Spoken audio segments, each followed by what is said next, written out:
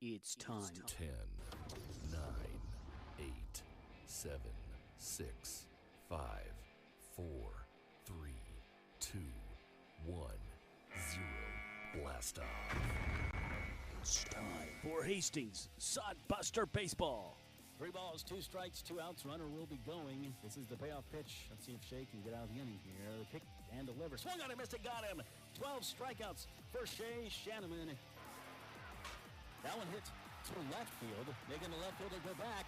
Keep going back, and that thing is going to be gone. It's out of here. Holy moly, Cole Evans. 370 feet. Cole Evans got a hold of that thing. Wow. That one hit to short. Cervantes is second, back to first, and they get him. Nicely turned double play there, the old 6-4-3, and there's 2 down. Third double play tonight turned by the Busters. Sodbuster Baseball is on the air.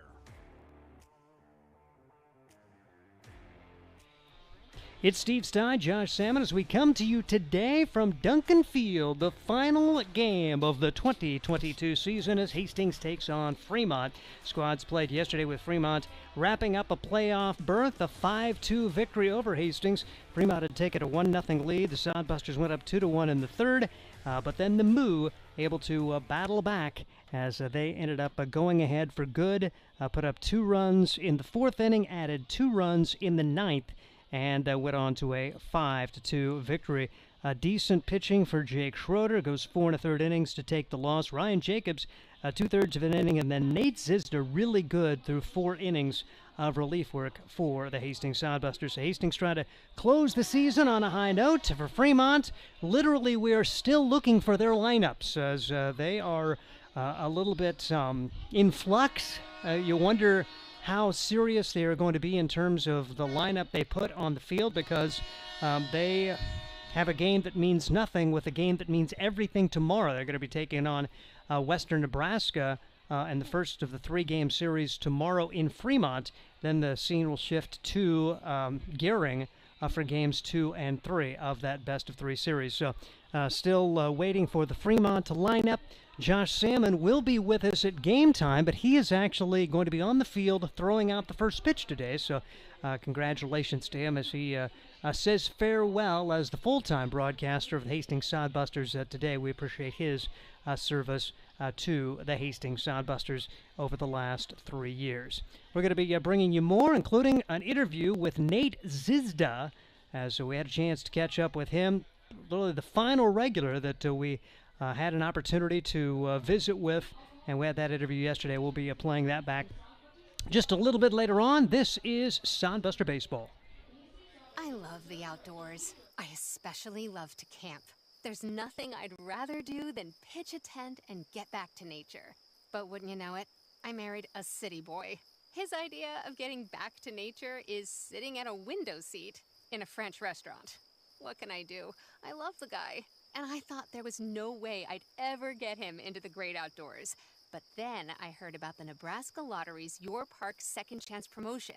Until August 23rd, when you enter any non-winning $5 Nebraska State Park scratch ticket, you have a chance to win a 2-night stay in a gorgeous cabin at one of Nebraska's scenic state parks.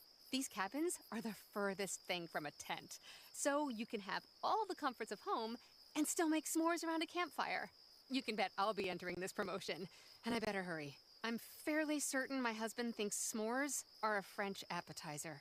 Nebraska State Park scratch ticket top prize odds are 1 in 88,000. Promotion ends August 23rd. There's nothing like relaxing on a summer day.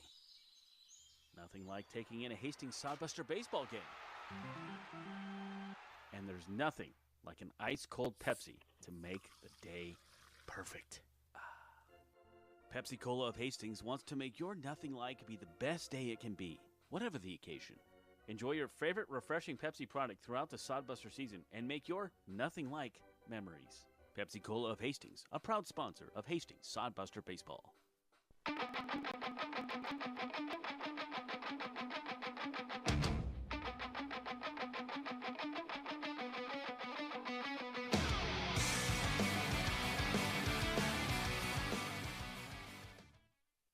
It is the Sodbuster Spotlight as we visit with Nate Zizda. Another solid outing for him on the hill. Nate, just happy to see you back. Talk about coming back from the Tommy John surgery and how it's gone for you this summer. You know, it was a long journey, but you just stick with the process, stick to the plan your doctors have for you, and they'll set you up for success once you come back, and that's what I was hoping to do, and I felt like I did a decent job of it. I know your first time out, like 25 pitches, and they've kind of expanded you and worked you up. Has it gone according to plan in terms of the way it's felt after each outing?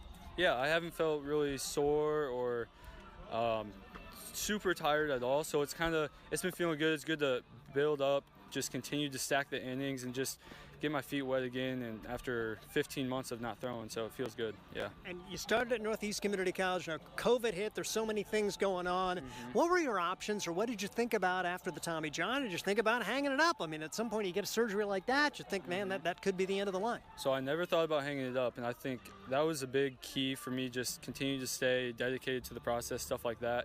But yeah, the COVID, my injury, I've had a wild journey at junior college, but I mean, I've always, even through COVID and my Tommy John, my coaches at Northeast can't say enough good things about them, because they've always been willing to let me come back, and I love them to death, and I am glad to go back there. I'm glad to go back there. And it's really cool to have you in Hastings. Talk a bit about your time with the Sodbusters. I mean, of course, you pitched 1 year here. You had last year off, and to come back here, has this been kind of special to have an opportunity to pitch here? Oh, yeah, it's awesome. And when they get guys from all over the country, it's amazing. We had a ton of guys from California this year. That was awesome. My first year was the COVID year. We had a ton of local guys like Griffin Everett, Cole Evans, Casey Burnham, all them, and that was awesome to play with them. And yeah, it's been great being a Sodbuster playing at Duncan Field. And you mentioned, that first year, so few summer leagues were out there, so we had a lot of D1 dudes on that team. Oh, yeah. How cool was that to share time with some of those Huskers? It was awesome, just picking their brains, picking like Shea Shanneman's brain, Trey Kissick, all them. Just seeing what they do on a day-to-day basis and just trying to replicate that into my routine and day-to-day basis. And you've set the foundation. I know you're getting some Division I look with you hitting the upper 80s. How cool is it to maybe have the chance after what you've gone through to eventually maybe have an opportunity to go on to the next level? It's been a dream of mine since I could walk, to play a Division I sport, and for it to be right at my fingertips, it feels surreal, but there's still work to be done to actually get to that point. So. And I know Scott was mentioning that you may go D1, but it sounds like the plan A right now is to go back to Northeast Community College? That's the plan, yeah. I just don't want to rush myself. I don't want to rush into a decision. I was planning on through my whole recovery just to go back to Northeast, allow myself to take time to recover, build up, get stronger, and that's the reason why I'm kind of going back to Northeast. And you'll still have 3 years to pitch, right? Yes. One at Northeast and then 2 at my 4 year, so yeah. Now, academically, like I say, it's kind of like Mazzini. You got 2 associate's degrees. You had a lot of time at junior college. How's it gone academically? What are you planning on studying, or what have you been studying? So I have my associates of science right now. I'm going into physical therapy. Right now, after this year, I'll have my associates of business. So those kind of go hand in hand, and eventually, hopefully, physical therapy business, open my own. That's down the road, but yeah, that's what I'm planning. And plus, that gives you another year to pick the best college that fits academically as well as maybe to play baseball. Exactly, and just doing your due diligence throughout the whole process. And that's another reason why I feel like going back to Northeast is the best, because I feel like I wouldn't be able to do my due diligence about the 4 years that might be recruiting me right now. So. There are things bigger than baseball. It's certainly been fun just to see the health of Nate Zizda and the way he's done during the course of this summer on the comeback tour for the Hastings Sodbusters. That's our Sodbuster Spotlight. I'm Steve Stein. Imagine visiting a place with historic housing districts, beautiful parks, and strolling through downtown shops. No, it isn't a fairy tale. It's Hastings, Nebraska. Hastings is the birthplace of Kool-Aid. You can see the Kool-Aid exhibit at the Hastings Museum, along with many other amazing attractions and a planetarium. And visit the one and only Nebraska Bigfoot Crossroads of America Museum and Research Center. It all starts with the Adams County Visitors Bureau. Start exploring at visithastingsnebraska.com. Experience Hastings with the Adams County Visitors Bureau. Are you tired of lousy internet and faceless customer service? It's time to experience local, honest, hassle-free, and exceptional. That's the Allo promise. We not only provide crazy fast fiber internet, crystal clear TV, and dependable phone service, But we choose to become a part of the communities we serve and love when everyone calls or stops by our store to say "Allo." So don't settle for mediocre, settle for exceptional with Allo. Visit us at allofiber.com/local.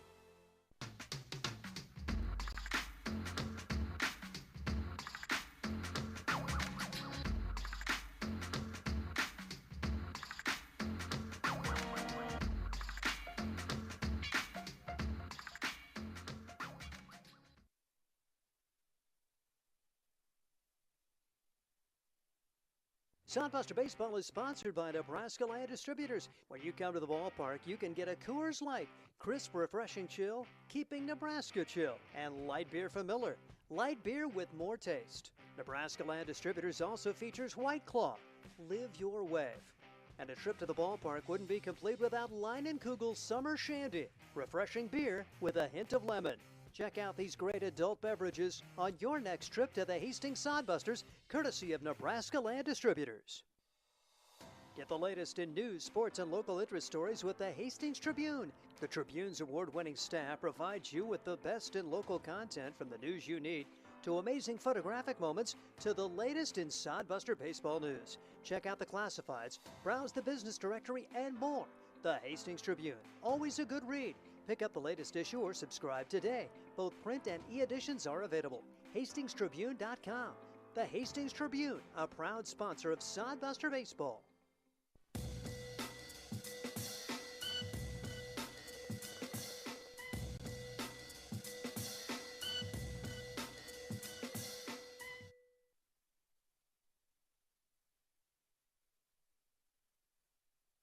Hey, Jen, thanks for letting me spend the night at your apartment so I can catch my early flight tomorrow. No problem. I've got you all set up in the guest bedroom. I didn't know you lived so far downtown. Oh, yeah. I like to be where the action is. Hope you sleep well. What was that? Oh, that's just Mr. Farron upstairs. He always lifts weights around 11 p.m. You get used to it. And that? It's the Polka Club across the street. I find the music soothing, don't you? If you'd like to spend some time where the action is not so loud, enter the Nebraska Lottery's Your Park's Second Chance promotion. Until August 23rd, enter any non-winning $5 Nebraska State Park scratch ticket for a chance to win a 2-night stay in a gorgeous cabin at one of our scenic and very quiet state parks. Dance with me, my darling. I'll wear my lederhosen around the fire Jen? Mr. Farron likes to sing, too. Scratch ticket top prize odds 1 in 88,000. You know Graham Tire for their quality tires and service, but did you know that they do brakes, batteries, and oil changes, and even shocks and struts? Graham Tire in Hastings has the quality products and great service you have come to expect from the Graham name. Rick and his crew will get you fixed up and right back on the road safely. And you can trust that the job was done right. That's peace of mind. Graham Tire in Hastings, West 2nd Street, open 7:30 to 5:30, Monday through Friday.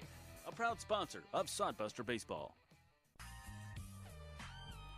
We bring you Sodbuster Baseball as Hastings gets set to go against Fremont. Literally, we just got the Fremont lineup written down, so it has been a very, very busy time. We're going to do the lineups here momentarily, but we do want to take you down to the field because our own Josh Fish Salmon is going to be throwing out the first pitch, so we'll let that, and then we'll have the Aurora Show Choir do the national anthem today. We'll take you to those things. So it's going to be a lot of fun with those two events coming up right here.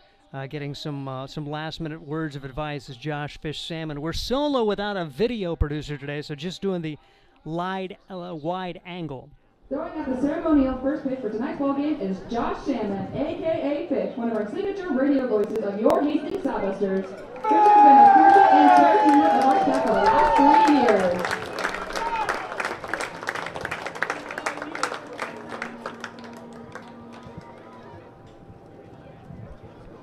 The national anthem is brought to you by One Great Nutrition and Bo Huffman, a Navy veteran. He and his shop are the exclusive nutritional supplement providers for the 2022 Hastings Sodbusters. One Great Nutrition is located just down the street on the corner of A and Burlington. Open Monday through Saturday from 11 a.m. to 6 p.m. Stop in and see what they can do for you. Tonight, our anthem will be performed by the Aurora High School Show Choirs.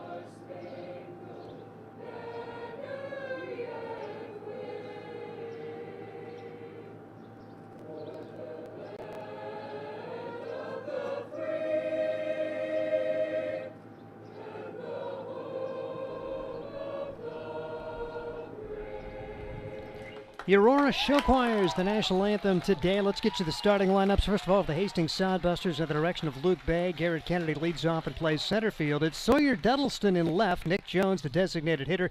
J.T. Cafferty does the catching. He bats fourth. Grant Jones is at third base and batting fifth. It's Jacob Watson at first base. Cole Sweely is in right field. Matt Lemke, the shortstop, and Jacob Shaw at second base. Leif Hulteen making his third and final start of the season for the Hastings Sodbusters. For the Fremont Moo, their lineup looks like this. It's Darian Morphew in center field.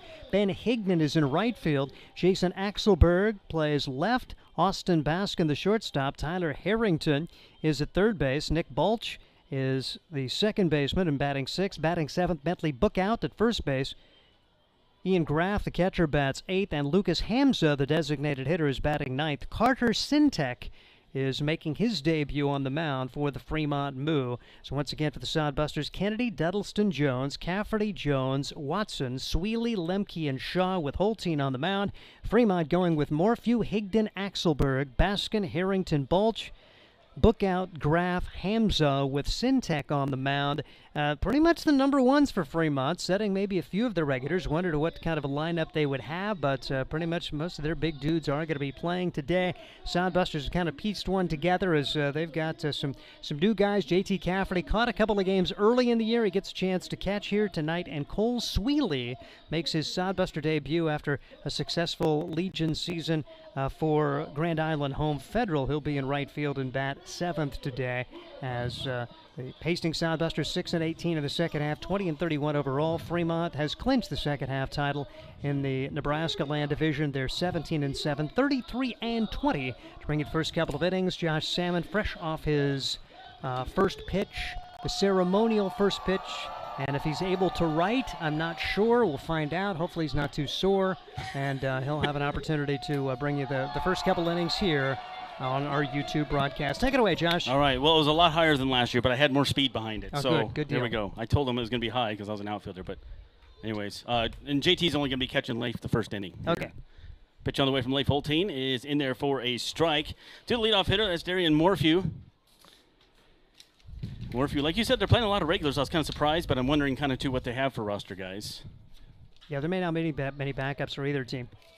And out to left field, making the catch out in left is Duddleston, and there is one down. So Duddleston, I think this is the first time this year he has played left field. As far as I can think, yes. Yep. He usually has in right field. And he was originally supposed to catch my first pitch, but Ceballos said he wanted to do it. Oh, cool. So there we go. So that was cool. So it brings up Higdon after the fly out to left field. Ben Higdon, right fielder, again tonight. Had a great arm and some throws last night. There was a chance for Buster to try to move some runners, but not against him. That's a high chopper to second. It's going to be a tough play. Nothing Jones can do out there, or excuse me, nothing Shaw can do out there. And runner on. So Jacob Shaw, right? No, who's at second base? Yep, No, it's Shaw. Matt Lemke. No, Shaw's at second Oh, base. Yep, sorry. We'll set the defense for you as we're still kind of putting things together. We literally got the Fremont lineups 8 minutes before game time as Jason Axelberg steps in, and we'll set the defense after the first pitch. Leif Hulteen's pitch is a little low for ball one. So one on here, one out in the first. Hastings defense, J.T. Cafferty behind the plate. At first base, it's Jacob Watson. The second baseman, Jacob Shaw. At third, it's Grant Jones. Third baseman is Matt Lemke.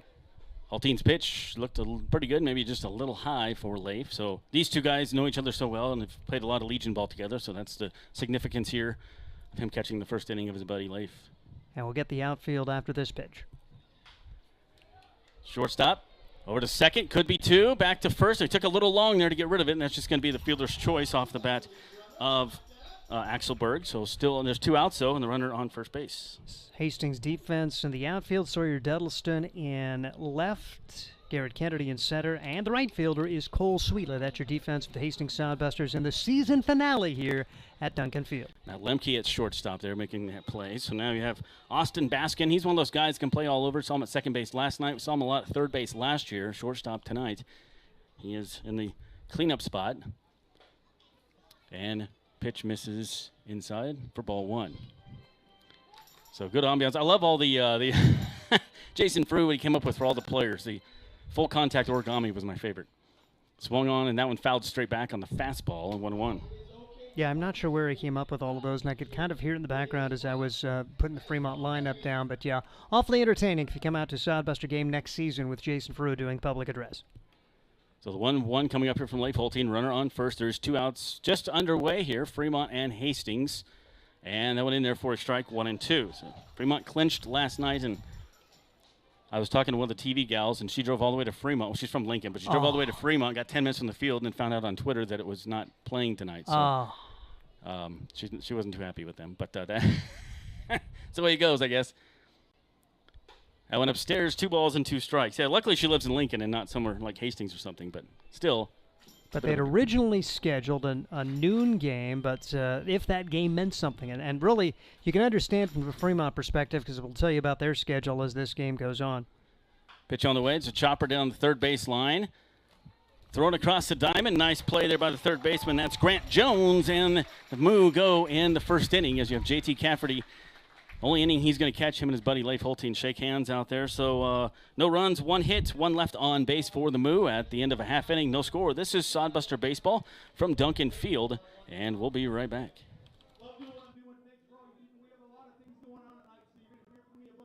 Are you tired of lousy internet and faceless customer service?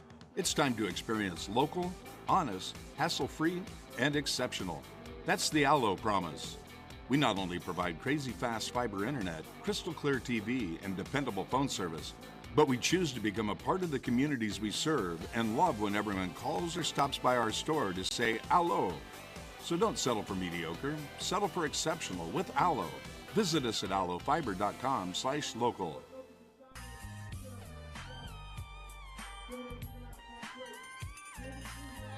Welcome back to Duncan Field. Josh Salmon and Steve Stein along with you here from last game of the year 2022 for the Hastings Sodbusters. Not where they obviously wanted to end the season. I mean, at home, yes, but not with the record they wanted. But, you know, that's the way it goes sometimes. The guys just got to go out there, have some fun, and play some ball. It's also the last game for Luke Bay as manager of the Sodbusters, and he's got some new adventures. We'll talk about that more. The Fremont defense, as Carter Sintek is going to be making his Fremont pitching debut today. His catcher is Ian Graff. At first base, it's Bentley Bookout. Second baseman Nick Balch. At third, Tyler Harrington. The shortstop, Austin Baskin. In left field, Jason Axelberg. Center field, Darian Morphew. And the right fielder is Ben Higdon for the Fremont Moo under the direction of Shea Bennett. And you mentioned Luke Bay. Bay has been named an assistant coach at Northeastern Oklahoma State, the Riverhawks in Tahlequah, Oklahoma. They play in a very good Division II conference, the MIAA, of which, you know, UNK, of course, is a part of that. No longer baseball at UNK, but that's the conference that Northeastern Oklahoma State's in. So Luke Bay, congratulations to him as he will be the new coach, an assistant for Northeastern Oklahoma. So for the Busters here, leading things off at the bottom of the first, it's going to be Garrett Kennedy, then Sawyer Duddleston, and Nick Jones. And I have, when Nick gets up, I have the meaning behind the nickname, so we'll get to that. Inside scoop, if you will. Get it? Ice cream? Scoop? Yes, good, Thanks. Very good. Thank you. I just kind of threw that in there. Garrett Kennedy comes up. Last night, Kennedy was 1 for 5 in the leadoff spot, did strike out, but 287 coming into this game. Pitch coming up here from Sintek, and I can't find anything on him at all. He's not even on my roster that I have for Fremont. You're literally on there today. So okay. I'm pretty sure he's the younger brother of I'll say there was very a Sintek. solid Brody Sintek, okay. who's at Wayne State and a tremendous pitcher at Fremont to help them to an American Legion regional appearance a few years ago. All right. I remember the name Sintek from somewhere around here. So, meanwhile, it's 2-0 here to Garrett Kennedy. Kennedy swings on that one. High fly ball, shallow right field. And making the catch out in right for Fremont is the right fielder, and I don't remember Higdon, and there's one down. Higdon's got such a good arm out there that last night Hastings couldn't get anything going to tag up and even try to advance because he has such a good arm. So coming up here for Hastings is Sawyer Duddleston, a.k.a. Goose, with the great mustache. Duddleston was demoted from catching my first pitch because he heard about my heater. Ooh, yeah, didn't want to hurt his glove. Right.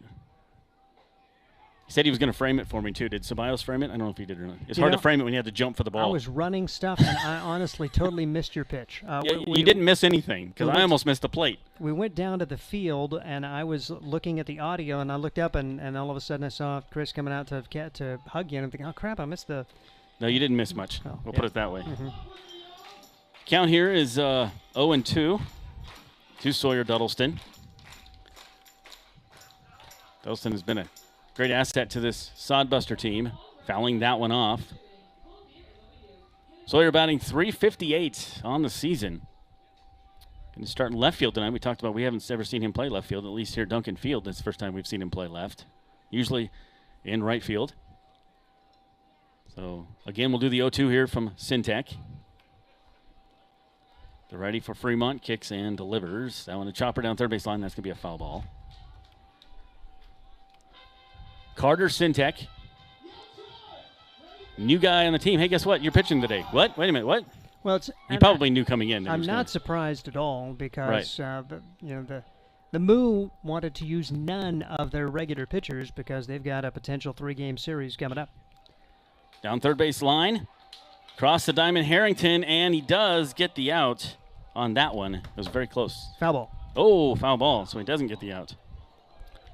Harrington, we saw a couple great defensive gems from him last night. He made the one diving play, but then he got it, made a bad throw, so it kind of canceled itself out on that one. So Duddleston will come back and do it again. Goose grabs his bat from Ice Cream. We'll get to that. One out here, no score. Bottom of the first. Sodbusters started a little later tonight because it's the last game of the year and had some on-field stuff. Great crowd here on your Saturday night. Winds blowing from right to left field. Here is the pitch. That one just missed a little outside. 1 ball, 2 strikes. I told the umpire before I threw the pitch, I was like, it's going to be a little high. And he goes, I'm calling it a ball then. 1-2 coming up here from Syntec. Duddleston doing a good job of keeping the at-bat alive here. 7 pitches in this at-bat. Carter Syntec, we believe, played for the high school edition of the Nebraska Prospects during this summer. Oh, okay. Fremont High grad. Now, like I say, I don't know it for sure, but I'm just guessing Brody Syntec's younger brother. So did they steal him away from the other? Did the other prospects not want him? I think they probably had enough pitchers for the week. They have a lot of pitchers. Yep. And Carter, good opportunity. I mean, he's a Fremont boy, so it works out really well that he can be right in his hometown and gets a chance to pitch here today against the Hastings Sodbusters. So again, we'll do the 1-2. Great at bat here. 8 pitches in this at bat for Sawyer Duddleston. Chopper down third base line again. Foul. Make that 9. Cue the beach. He says he's staying alive. He was down the count 0-2 on 2 pitches. And he's fouled off the rest of them. Kept the bat except for the 1 ball. 9 pitches in this at-bat. 12 in the inning. 9 of them belong to Duddleston. That's a chopper to short. Baskin, high chopper. Going to have to hurry to try to get Duddleston. And, that maybe pulled him off the bag, but they call him out. So there is 2 down. Hard 2 up, 2 down. Yeah, a lot of times you see 2 up, 2 down. You've thrown 7 or 8 pitches total, but Duddleston making Syntec work, and we'll see if Nick Jones can find a way. So Nick Jones comes up. And Jones nicknamed Cream or Ice Cream. And it just has to do with he's not very tan. So that's what the nickname comes from. Okay. And then his brother is Little Cream. All right. Which is not a nickname I would like. That went in there for a strike. So Nick Jones is going to come back and play for Hastings next year. Yeah, is the plan. Sodbusters. That one low and outside, 2-0. Jones could reach. JT Cafferty will be due up next. JT going to bat today. He caught the 1 inning. That one's high. Yes, if Jones can get on, and it'll be interesting to see if they let JT. If we go 1, 2, 3, will he stay in so he can bat once? Yeah, I don't think he's going to, but that's what I was told. That one fouled straight back. Jones just a little late on that, upset with himself. Nick has really come on of late and got that average up to 301. He was struggling for a good portion of the season, and then second half he's really found his groove with the bat and started hitting pretty well. Nick Jones, 2 balls, 2 strikes, 2 outs. Little slapper to shortstop. Again, Baskin up with it. Cross the diamond over to first, and they tag him out. Nice play there by Bookout on the other end to get the bad throw and to make the tag. So Busters go in order 1, 2, 3 here in the first. At the end of one inning, there is no score. This is Sodbuster baseball from Duncan Field.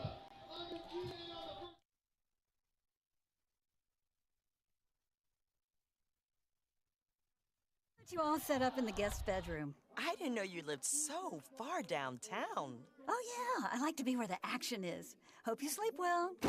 What was that? Oh, that's just Mr. Farron upstairs. He always lifts weights around 11 p.m. You get used to it. And that? It's the polka club across the street. I find the music soothing, don't you? If you'd like to spend some time where the action is not so loud, enter the Nebraska Lottery's Your Park Second Chance promotion.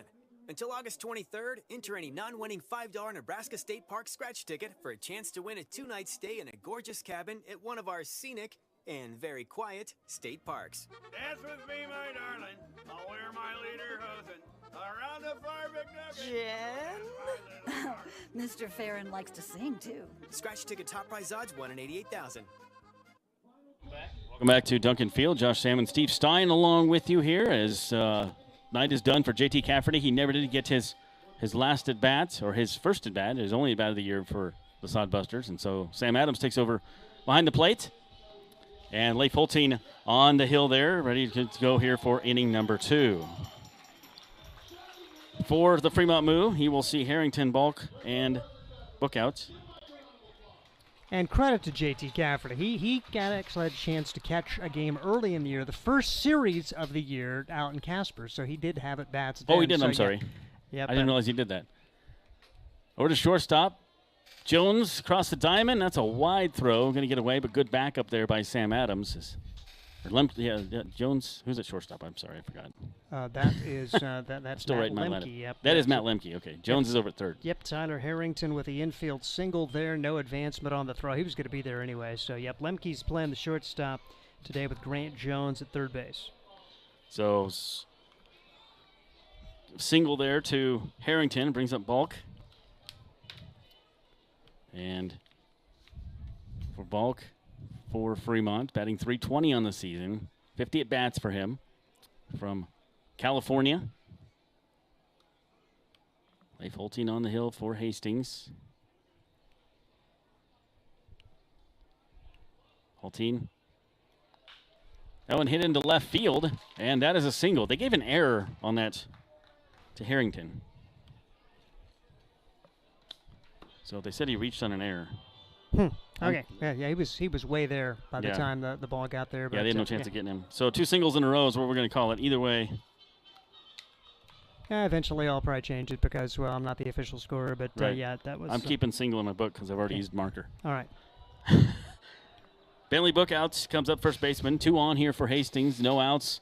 Top 2. Leif Holtein getting a long sign from his catcher, Sam Adams. Checks his runners. He's got Harrington at second, Balk at first.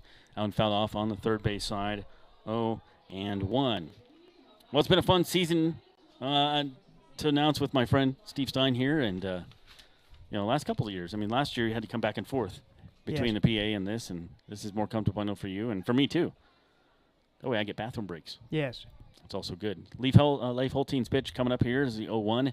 And that one popped up. Should be playable by the Sodbuster dugout. Jones over there, and Grant makes the catch. And there is 1 out. Large first out there with first and second, nobody out, and particularly with Ian Graff coming up. He is one of their top run producers, batting in the 8th spot today. So good to get that first out. Book out a pretty tough out as well for the top hitting team in the league, the Fremont Moo. And so good to get that first out after the back-to-back singles for Fremont here to open the second. Cole Sweeley, I was talking to him in the dugout and didn't even realize that was him. Out there in right field from Grand Island, just fresh off a state playoff game for Home Federal Legion baseball. So here's Ian Graff, the catcher. Saw him last night in the game. He was 2 of 5. That one right back up the middle, and he got his first hit of the day here. Fremont waving the run around. Throw coming in from center field is going to be kind of like my first pitch, a little way too high and outside, and it's 1-0 Fremont. Pretty much no chance there. Graff gets the RBI single. Harrington scores. Nick Balch didn't advance any farther than second, so first and second, 1 out, and Fremont has taken a 1-0 lead here in inning number 2. So brings up Hamza, the DH, starting pitcher of last night's game. He is swinging the bat tonight.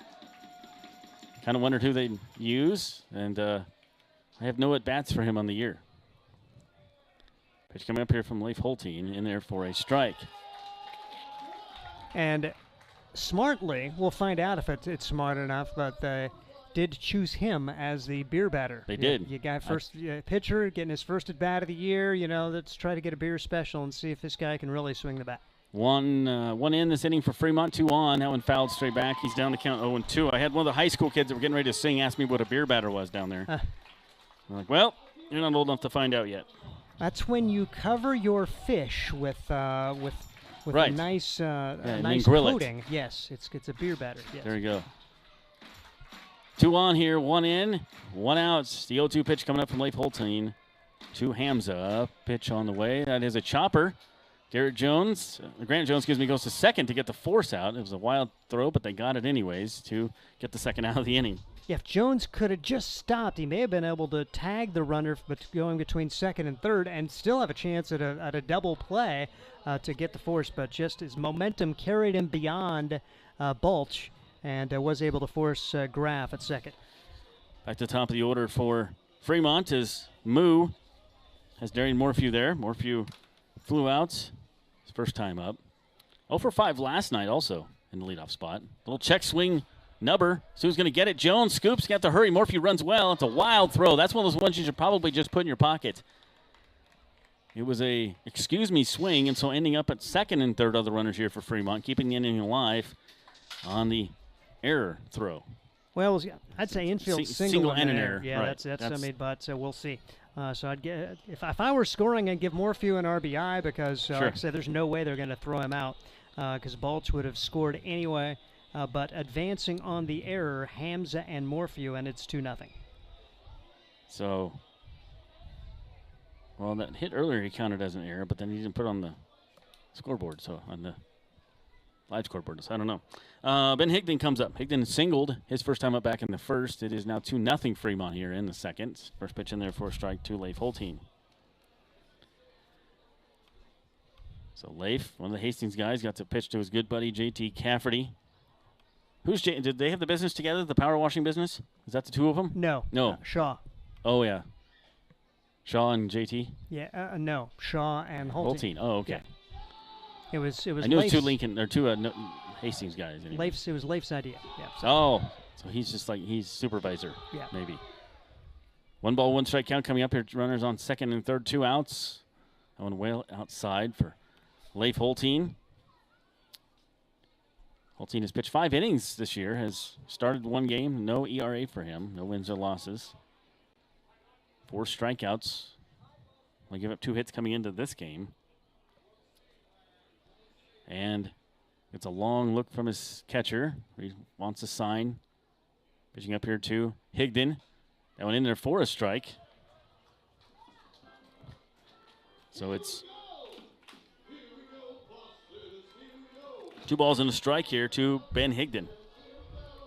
Nope, 2-2. Take that back. Runners on second and third, 2 in for Fremont, 2-0 in the top of the second. And pitch inside out swing. It's just a little looper. It doesn't have to be pretty. That's what Fremont does. They find gaps. Booting it around is the outfield, and left fielder can't come up with that one. Out there's Duddleston, and so 2 runs will score. It's now 4-0 Fremont here in the second.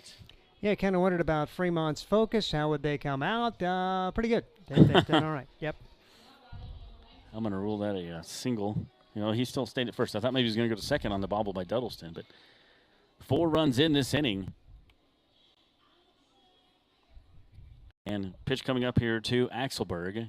Axelberg getting the start in left field tonight. The ball's 1 strike. Leif Holtein struggling here in the second. His defense hasn't been very solid behind him either. He probably should have been out of this inning. Here is the pitch. That one fouled straight back towards us. And it goes 0-2. Axelberg should reach. Bascom will be up next. Axelberg is the 8th batter of the inning. Leif Holtein trying to stop the bleeding here. He's got to focus on this batter and try to get him out. His defense has been a little sketchy behind him. Liner there to Jones, and that's exactly what he needed to get out of the inning as they leave one on base. So 4 runs on 4 hits. And what do we have? 1 error, 2 errors? I had 1 error. One error, yep. 1 left on base at the end of 1.5. It is 4-0 Fremont. This is Sodbuster Baseball from Duncan Field. Let's take a word from our sponsors right now. Let's face it, we move our bodies around a lot. And sometimes things happen. A tweak, twist, pull, strain, ache, or pain. At Fisk Chiropractic and Sports Care, their goal is to restore your mobility, keep you moving, and ensure your rehabilitation is effective, efficient, and stress-free. Do you suffer from headaches and neck pain, lower back, or sciatica? Call Fisk Chiropractic and Sports Care today. Start to discover wellness through chiropractic care. Fisk Chiropractic Sports Clinic.com. Start feeling better now. Eagle Distributing and Budweiser are proud to be sponsoring the Hastings Sodbusters. Budweiser has been linked to organized baseball since 1980 with a continued commitment to celebrate America's favorite pastime. The Budweiser brand was introduced in 1876 using time-honored brewing methods such as beechwood aging, which provides unparalleled balance and character. Each batch of Budweiser stays true to the same family recipe used by 5 generations of Bush family brewmasters. We welcome you to enjoy a cold Budweiser while cheering on your favorite hometown team, Hastings Sodbusters. Welcome back to the broadcast. Josh Salmon, Steve Stein along with you here from Duncan Field as Fremont able to put a 4 spot up on 4 hits there in the second inning, and times for Hastings to answer back here. We got plenty of baseball left, but you're going to have to contain them the rest of the inning. The Fremont bats are alive. So Sam Adams comes up. JT Cafferty was the starter and then never got to bat because they were just going to play him the 1 inning behind the plate. Sam Adams takes the first pitch for a strike. So Buster still have plenty of catchers on the roster. We saw Blake Scott last night. Adams batting 159 on the season. Ball and a strike to him. Grant Jones and Jacob Watson do up this inning as well for Hastings. Pitch on the way from Syntac. Nice breaking ball. 1-2. So Sam Adams ahead in the count and fouls that one off. 2 balls, 2 strikes. Good crowd here on your Saturday. They're giving away that mower. That's a riding mower if you've been to a game this year. That very cool green Sodbuster riding mower. That'll be given away tonight. So hopefully somebody brought a trailer with them. That one fouled off, and we'll do it again. The ball on 2 strikes. Axelberg, Morphew, Higdon in the outfield for Fremont. Infield from third to first is Harrington, Baskin, Balk, and Bookouts. Pitch there from Syntac, a little low. Graff trying to frame it, not getting the call. 2 balls, 2 strikes. Grant Jones up next. Syntac gets the sign from his catcher Graff. Kicks and delivers, and that one fouled off again. Just barely getting a piece of the bat is Sam Adams, more of a defensive swing on anything. Nice job by the Aurora Show Choir, Aurora High School Show Choir, doing the national anthem before the game. 2 balls, 2 strikes. Pitch from Syntac coming up, and that went in there for strike 3. It did look like it was over the outside corner, so he freezes Sam Adams, and that's the first strikeout of the game for Syntac. Syntac, rock solid. I mean, when I just saw the last name, I thought, uh-oh. If he's anything like Big Brother, Brody was dynamite at Fremont High and for the Fremont Legion team. Now he's on to Wayne State, and Carter looks to be in that same mold as he is in command. 4 up, 4 down so far. Brings up Grant Jones for Hastings. Grant batting 200, younger brother of Nick. I'm sure he loves hearing that every time he gets up. But joined the team kind of late. It was cool to have him be able to join. To bring another body in. He's done a good job defensively. He doesn't look a little too comfortable tonight at third base yet, but he'll get there. He's got good hands. Here is the 1-0. And in there for a strike. How about Nick last night in right field? He didn't have too much action out there, but he did okay. Yeah, usually when you're at a new position the first time, everything gets hit your way. So it's just, I'm sure he was okay with a quiet night out there. Grant Jones fouls that one off. 1 ball and 2 strikes here to the third baseman. Jacob Watson to up next. 4-0 Fremont, scoring the 4 in the top of the inning. Here we're on the bottom of the second. And Syntac comes set. That one way outside. 2-2. 2 balls, 2 strikes, 1 out, 4-0, 4 hits for Fremont. 4 runs, no runs, and no hits for Hastings, looking for their first one, and that one is low, so it goes to 3-2. Sintek in danger of walking his first batter here. Hastings would definitely take it, needing some base runners in the second. 3 balls, 2 strikes, 1 out, pitch on the way, and that one right back up the middle. It's a slow roller. Got to hurry at second base and gets the play. Joe Jones beats it out. Wow. Umpire called him out. I called him safe on that one. It was a nice play by Balk, but he might have taken a little too long to get rid of the ball. That was a very close play. Yeah, Sodbusters will take it. A little infield single there for Grant Jones, and the Sodbusters have their first base runner here in the second inning. Perhaps a little Christmas in July going on out there. Jacob Watson right now comes up. Jones on the base path. Jacob Watson playing a lot of first base for the Busters lately, batting 188. And throw down to first. Jones is back. He was getting a little too far off, and Graff kind of keep him honest down there. So 1 on, 1 out here for Hastings. 4-0 is our score at the bottom of the second. We don't have the scoreboard going on the TV tonight as we're flying solo. Both of us, I guess we're still. Is it still solo if it's 2 people? I don't know. No, that would not flying, be solo. No. Yeah, that was we've got a pilot and a co-pilot. There we go. We have no navigator. We have no navigator. That's a good way of putting it. The way it's just it's like. So bear with us on that, but we'll do the best we can. We have 2 radio guys trying to do video. Just be happy there's some sort of picture.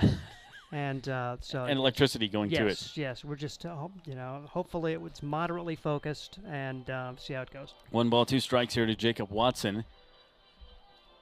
Yeah, if he can reach or do something here, Cole Sweely from Grand Island will be due up next. Sweely get his first bat as a Sodbuster. I'll just tell the double play. Cole will get up. We have Grant Jones over on first. Big lead for him. Pitch misses inside. He goes. It was a late delayed steal on him. I haven't seen the delayed steal in a while. I like it. So Luke Bay, base coaching third base, gave him the late steal sign. And so good job for Jones. Now in scoring position as the Sodbuster. Boy, just getting one back would feel good after giving up 4 runs in the top of the second, trailing at 4-0. I wonder if Ceballos is doing manager today and Bay is doing third base coach. I don't know. Inside out swing. That one into left center field. Jones will come around to score. It's going to be 4-1. Hastings moves within 3. Job Jacob Watson, RBI single. The Sodbusters, that's the kind of ball they played early in the year. A little stolen base after a single, get him in scoring position, and somebody comes through, and hopefully that could be the beginning of something big as Cole Sweely comes to the plate. Cole Sweely from Grand Island just down the road here. The lone Grand Island guy still on the team. Like I said, he just last weekend, in fact, I just saw him play in a state championship game. They lost the game, but he's been a very good right fielder for the Grand Island Home Federal Legion baseball team. Also for Grand Island Senior High team. Ball's 1 strike. Watson leads off at first. It's 4-1. Swing on, miss on a pitch there, 0-2. And I would guess that these 2 guys have probably squared off at some point. Of course, you've got Sintek, pitched for the Fremont Legion team at some point in his career, who's also a standout pitcher for Fremont Bergen in the spring. Blows a fastball right by him, and there's 2 outs. So Sweely just, it's his first at-bat facing college pitching, and Sintek says, here it is. That thing was coming in there pretty fast. And Carter Sintek, just graduating from high school, he is going to be moving on and playing his college ball at South Dakota State. Sintek with 2 strikeouts. Matt Lemke comes up. He's the shortstop tonight. 1 on, 1 in here for Hastings. Pitch on the way. Very slow changeup to Matt Lemke. Lemke back in the infield tonight. We had him in the outfield last night. He's batting 145 on the season, but missed some time in the middle of the season.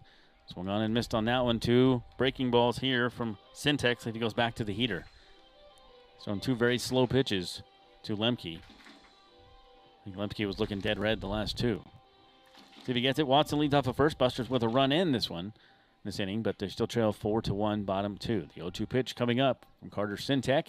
In there for strike 3. Goes back and just goes to the curveball and says, here. And Lemke all kinds of confused in that at-bat. There's 3 strikeouts in the game for Sintek. And at the end of 2, there is 1 run, 1 hit, and 2 hits and 1 left on base for Hastings. Our score is 4-1. We'll be right back. This is Sodbuster Baseball from Duncan Field. Are you tired of lousy internet and faceless customer service? It's time to experience local, honest, hassle-free, and exceptional. That's the Allo promise. We not only provide crazy fast fiber internet, crystal clear TV, and dependable phone service, but we choose to become a part of the communities we serve and love when everyone calls or stops by our store to say Allo. So don't settle for mediocre, settle for exceptional with Allo. Visit us at allofiber.com/local. Welcome back to Duncan Field. Josh Salmon and Steve Stein, and Fremont lead 4-1 for the third and fourth innings. Here is Steve. Thank you very much, Josh. As the Sodbusters, some work to do. It's 4-1. The Fremont Moo scoring all of their runs in the second. Sodbusters getting their offense going in the second inning. And the RBI single from Jacob Watson, scoring Grant Jones, who had an infield single and a stolen base to get into scoring position. And out there now is Leif Holtein. Holtein working the first 2 innings, throwing 27 pitches. We'll see what he can get done here in inning number 3. As he has allowed 4 hits. Sodbusters have committed a couple of errors in the contest, but Hastings trying to battle back here and put a 0 on the board after Leif worked a pretty solid first inning, allowing an infield single, a single, got an out. There was an RBI single, fielder's choice grounder, and an error. Another infield single that scored a run, and then a 2-run single from Ben Higdon capped the scoring as the Fremont Moo put up 4 runs, and now we'll see Austin Baskin come to the plate, taking strike 1. Leif Holtein, the Hastings product, brings it home, and this pitch is fouled away. And quickly 2 strikes on Austin Baskin, who grounded out his last time up. Austin Baskin in the lineup today. Yesterday he went 1 for 3, scored a couple of runs. As Fremont rallied for a 5-2 victory. Line drive back up the middle, and that's a base hit. So leadoff single for Fremont. Baskin didn't try to do too much with it, just put bat on ball, and he has himself a leadoff single here in inning number 3 as Tyler Harrington will come to the plate. Last outing for Leif Holtein was outstanding as he was able to work some scoreless innings. Sodbusters ended up losing a game 1-0 against North Platte. The right-handed batter up there, Tyler Harrington. Harrington, infield single. And we may turn things back to Josh Salmon because we have the man, Scott Galusha, with us. We'll finish up this batter, and we want Scott to have an opportunity to visit with Fish during Fish's last broadcast. So we'll turn it back to Fish, and I'll do some play-by-play. Here's a grounder back up the middle, 6-4, and not in time to get the double play. So Tyler Harrington ends up grounding into a fielder's choice. Austin Baskin is forced at second. Nick Balch will come to the plate. He singled and scored his last time up. As we will turn it over to Fish for some play-by-play, and Scott Galusha, GM, will come in as well. All right, thank you, Steve, for doing that. I appreciate it very much.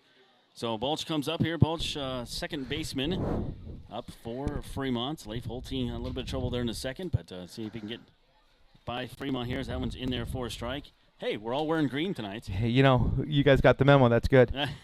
Sorry, I got up here. Steve told me when to come up, but I knew I had an opportunity here, and so, again, we usually are flexible. We have to do it anyway, so thanks for doing that again, too. So I just wanted to come up here and spend a couple minutes and mostly talk about you, Fish. Oh, really? Yep, we got to talk about Fish a little bit, but let's see what happens here with this pitch. Go to Leif Holtein to Balch, and nice frame job on the slider, just a little outside. Well, Fish, I can't remember when you started, but you've been here ever since I've been here. Yeah. And you're going to be sorely missed. I often get too much credit when things go right, and sometimes too much problems when things go wrong. But I will tell you this: you guys have made me look good for a lot of years. I get lots of compliments on our broadcast, and again, the thing that makes it so special to me is when you get employees that take it personally. As a guy that's owned his own business for a couple different times, it's so hard to get people to work as hard as you want to and to believe in what we do. And I'm so fortunate here with my staff, and especially with you, not just because it's your last night, but you and Steve do such a great job for us.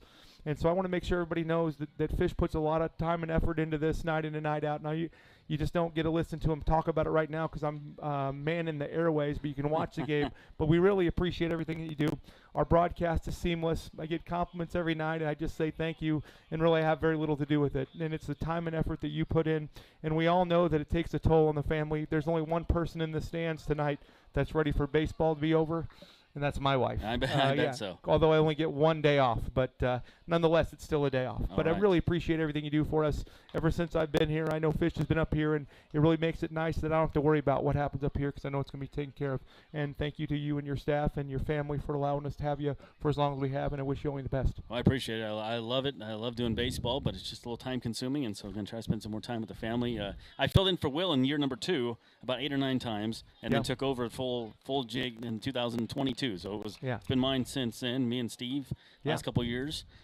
And so I'll walk there to book out after the strikeout to balk. And I appreciate it. You guys have always just kind of, if you wanted something, you tell me, and then no micromanaging. It's the best ownership and best management I've ever worked for in any job I've ever had. You just let me do my thing, and if you want something, you tell us, and we do it. So well, that's I'm very fortunate to have those kind of people that work for me across the organization, and it makes things seamless. They know I'm the voice, and they know I'm the face of what we do, but we let good people do their job, and that's why we've been successful, and they continue to get better and better. Ian Graff comes up at 2 on here, and it's gonna be weird when it comes next year June, and I'm not doing Sodbuster baseball, but I'm gonna bring my kids out. They've never been to a game because usually I'm here so late. Yeah, that gets a little late for them, and I live an hour away. So understand it. I make that drive every day from Grand Island, and it takes a toll.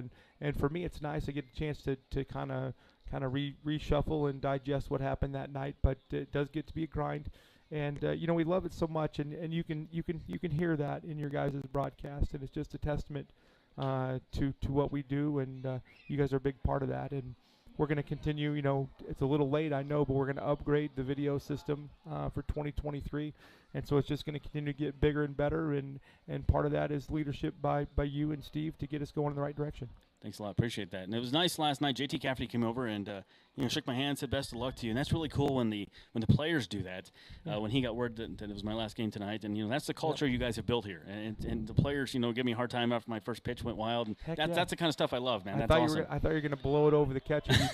You told me that your kids were watching, and so it's way too high. It's a lot harder than you think to get out there and do that in front of people. I don't care if there's 20 people out there or not. That's not your normal element. You got to get out there and do it right, and you got it done. So.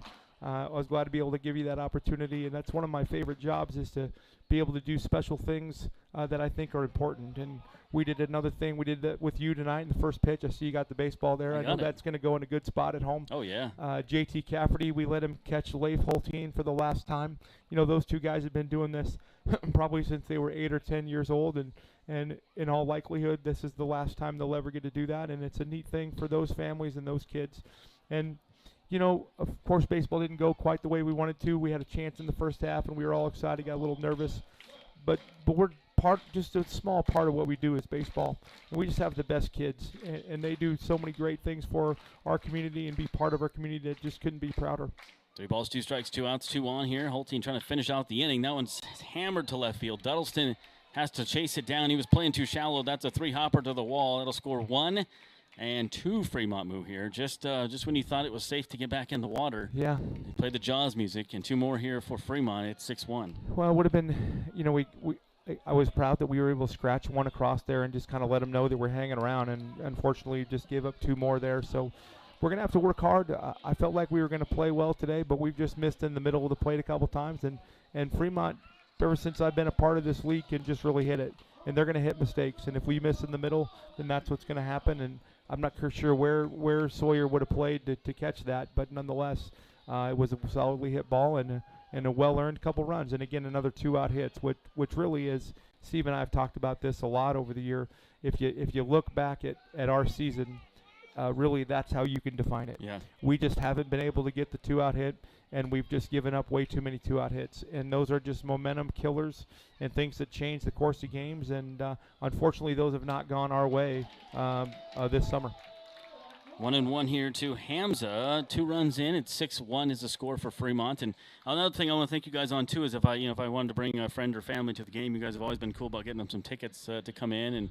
And I try to make sure that they spend some money at the concession stand too. But you guys have always been very cordial about that and very cool, and I appreciate that. You guys know this, and I've said this a bunch of times. We operate on one simple principle: treat people like you want to be treated. And we felt like that if we keep doing that, we're going to get better and better. And look at this crowd tonight. This is a team that's out of contention. Last game, of course, it's a beautiful night. That surely helps. But another beautiful crowd. We're going to end up the season with, plus 600-700 people in the last 2 nights. And that's just a testament to our fan base and what our community does. And so that's great. It's a bunch of really good kids. And this could be a special moment. I think this is probably it for Leif. And last night we saw it with Jake Schroeder coming off. I mean, these guys have been playing at Duncan Field for years and years and years. So this is going to be special to see him walk off, which, they know they always have a jersey if they want to keep playing. Sure.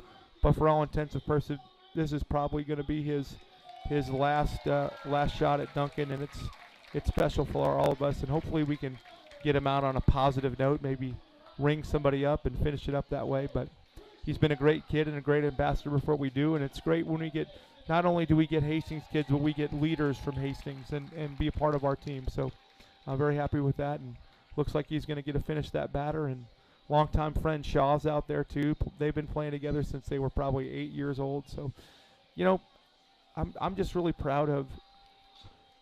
I mean, we've hung in there all year, which I'm proud of.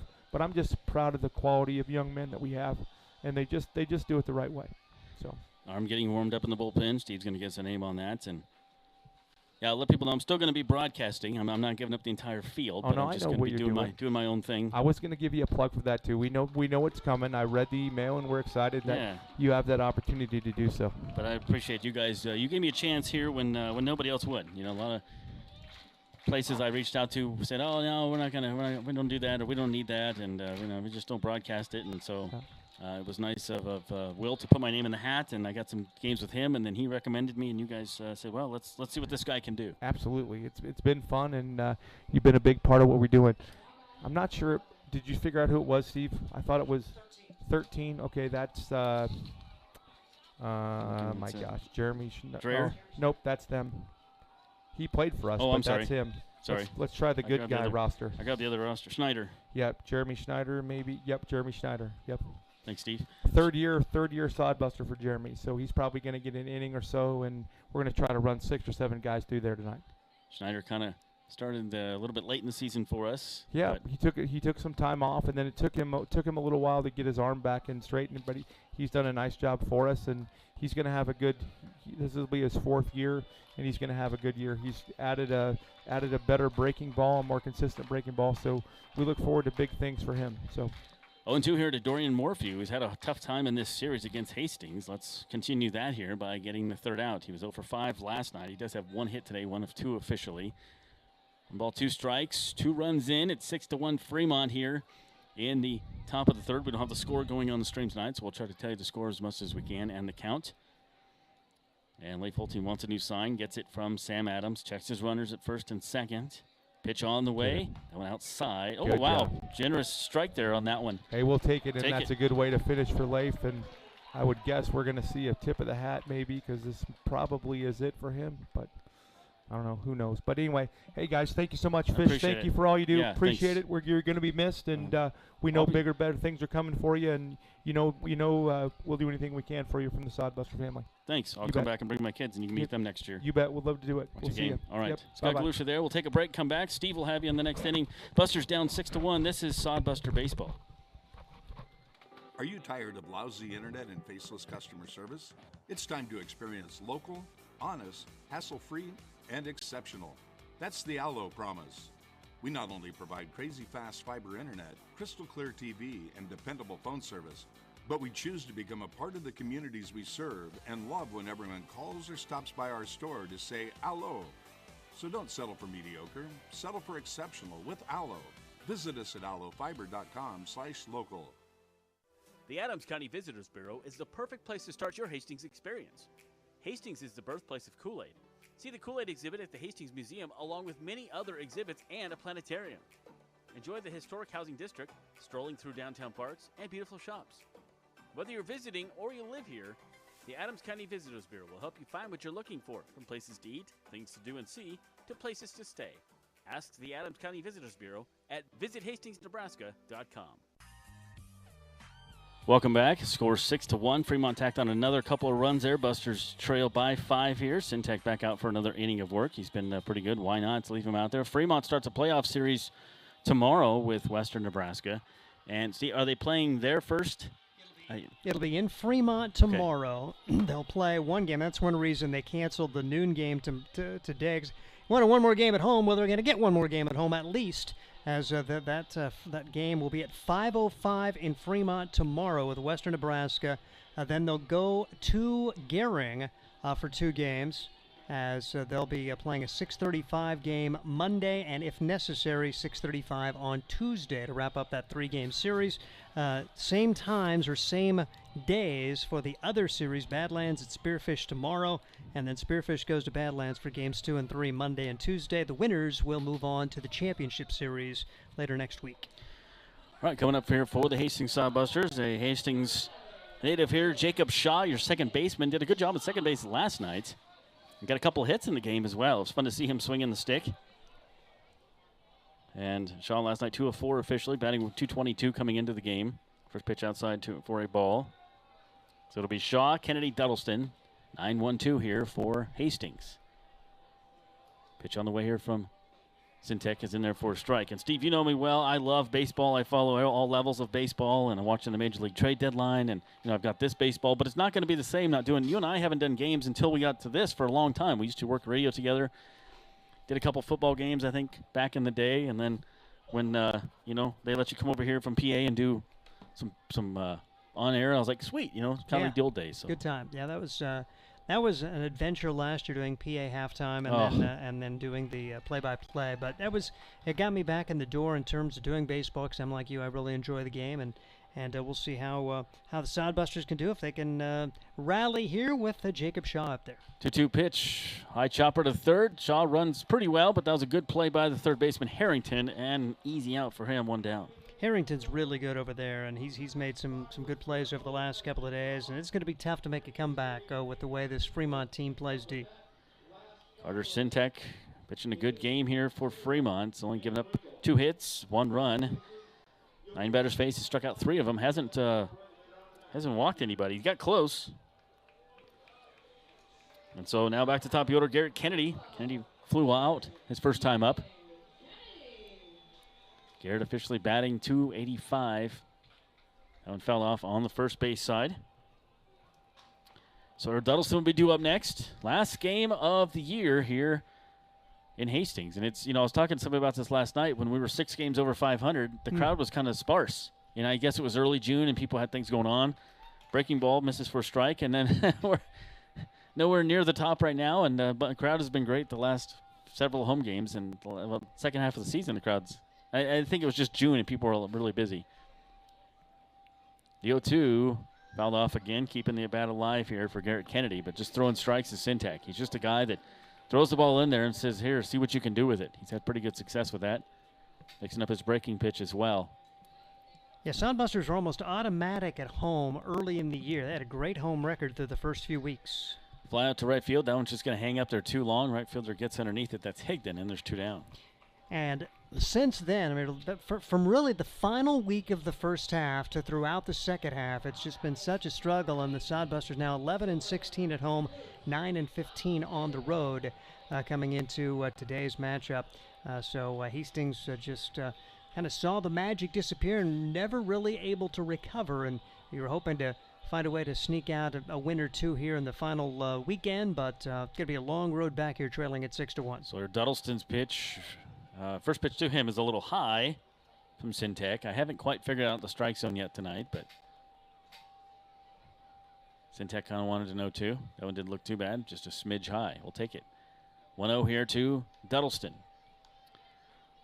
Busters do have the 2 hits, 1 run last inning. A couple errors on the night as well, but still trail 6-1 here in the bottom of the third. It's 2-0 count to Duddleston with 2 outs. Pitch on the way.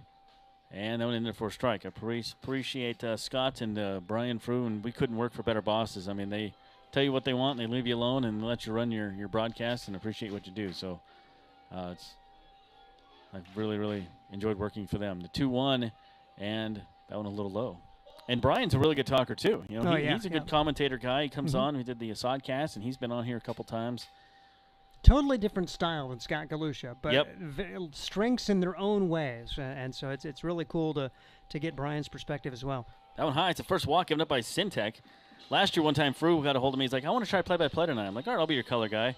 He got about 2 innings in and realized it's a little harder than he thought. So he stuck with color, I think. Yeah. It takes a lot. Baseball is one of the harder ones to do if you ever ask people. It's just because it's a long game. There's a lot of time, downtime. There's no clock going.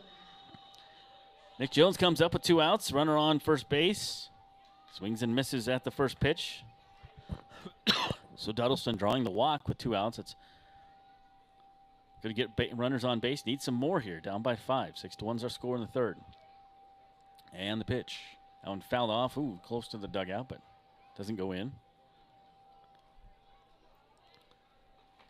So Luke Bay has always been very cordial as well with all of his interviews. It's hard sometimes to get a coach up here. Even after some tough losses, you turn around and Luke is there for an interview. And we appreciate him this year and Chris Ceballos. What those guys have done for us on the air, making our job a lot easier. The ball's in 2 strikes. Fouled off. Duddleston stands on first. Shaw led off the inning, ground out to first. Garrett Kennedy flew out to right field. Slower Duddleston walk. And Nick Jones down the count 0-2. Pitch on the way. That one misses for a ball. 1 ball, 2 strikes. To Nick Jones. Sam Adams due up next. 2 of the catchers on the roster. Jones the DH tonight, though. Here is the pitch, and that one well outside. So Syntec we've seen him do that a couple times, and I'm not sure what he's trying to throw there, but his release point is off, and he's gone way outside a couple times. Unfortunately for Hastings, the catcher has got it every time. It's been catchable. Hasn't gone to the backstop. Here is the 2-2, and inside, Chopper just able to get some wood on it. Is Nick Jones to keep the inning alive.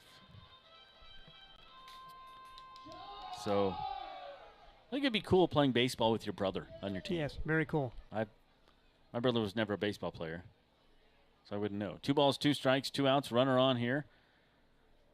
Fremont leads 6-1 in the bottom of the third. Here is the pitch from Carter Syntec, up and high and inside.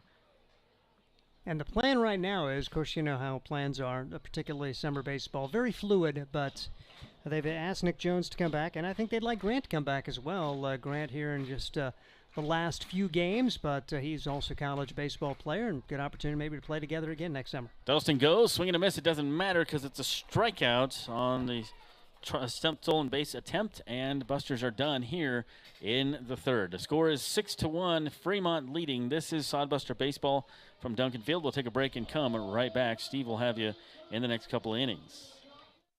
Hey, Jen, thanks for letting me spend the night at your apartment so I can catch my early flight tomorrow. No problem. I've got you all set up in the guest bedroom. I didn't know you lived so far downtown. Oh, yeah. I like to be where the action is. Hope you sleep well. What was that? Oh, that's just Mr. Farron upstairs. He always lifts weights around 11 p.m. You get used to it. And that? It's the Polka Club across the street. I find the music soothing, don't you? If you'd like to spend some time where the action is not so loud, enter the Nebraska Lottery's Your Park's Second Chance promotion. Until August 23rd, enter any non-winning $5 Nebraska State Park scratch ticket for a chance to win a 2-night stay in a gorgeous cabin at one of our scenic and very quiet state parks. Dance with me, my darling. I'll wear my leader hosen around the fire, big Jen? Mr. Farron likes to sing, too. Scratch ticket top prize odds, 1 in 88,000. Welcome back to Duncan Field. Josh Salmon, Steve Stein. Leif Holtein back out there. We're both kind of a little surprised at that, but see how much chain he's got here in the 4th inning. And for the 4th and 5th inning, Steve Stein will have you. Well, and it's one of those deals where Leif is only his 3rd appearance of the summer, and so it's a good opportunity for him. I'm sure he wants to get enough pitches where he feels like he gets a workout, so even though he hasn't maybe had his A stuff and hasn't really been helped. The zone has been a little bit of a struggle for him. So I know that there was a key at bat with Ian Graff up there where you thought he had strike 3 twice, and it didn't happen. And then Graff ends up getting a 2-run double out of the whole thing. So just got to bounce back, and he'll face the 2, 3, and 4 hitters. Love to put a 0 on the board in what could be his final inning. We'll see how it goes as Leif brings it in. And the first pitch swung on and missed by Ben Higdon. Higdon's had a good day, 2 for 2. Infield single his first time up, and then a 2-run single back in the second. 4 in the second, 2 in the third. Fremont has a 6-1 lead here in inning number 4 as Leif Holtein, the Missouri Southern product, brings it in, and that's high and outside. 1 ball and 1 strike on Ben Higdon for the Fremont Moo, the champions of the second half in the Nebraska Land Division. They'll be taking on Western Nebraska for the title. Foul ball on a check swing from Higdon. 1 ball and 2 strikes on Ben Higdon. He had a late number change, was wearing number 5, but now wearing 22 for the Fremont Moo.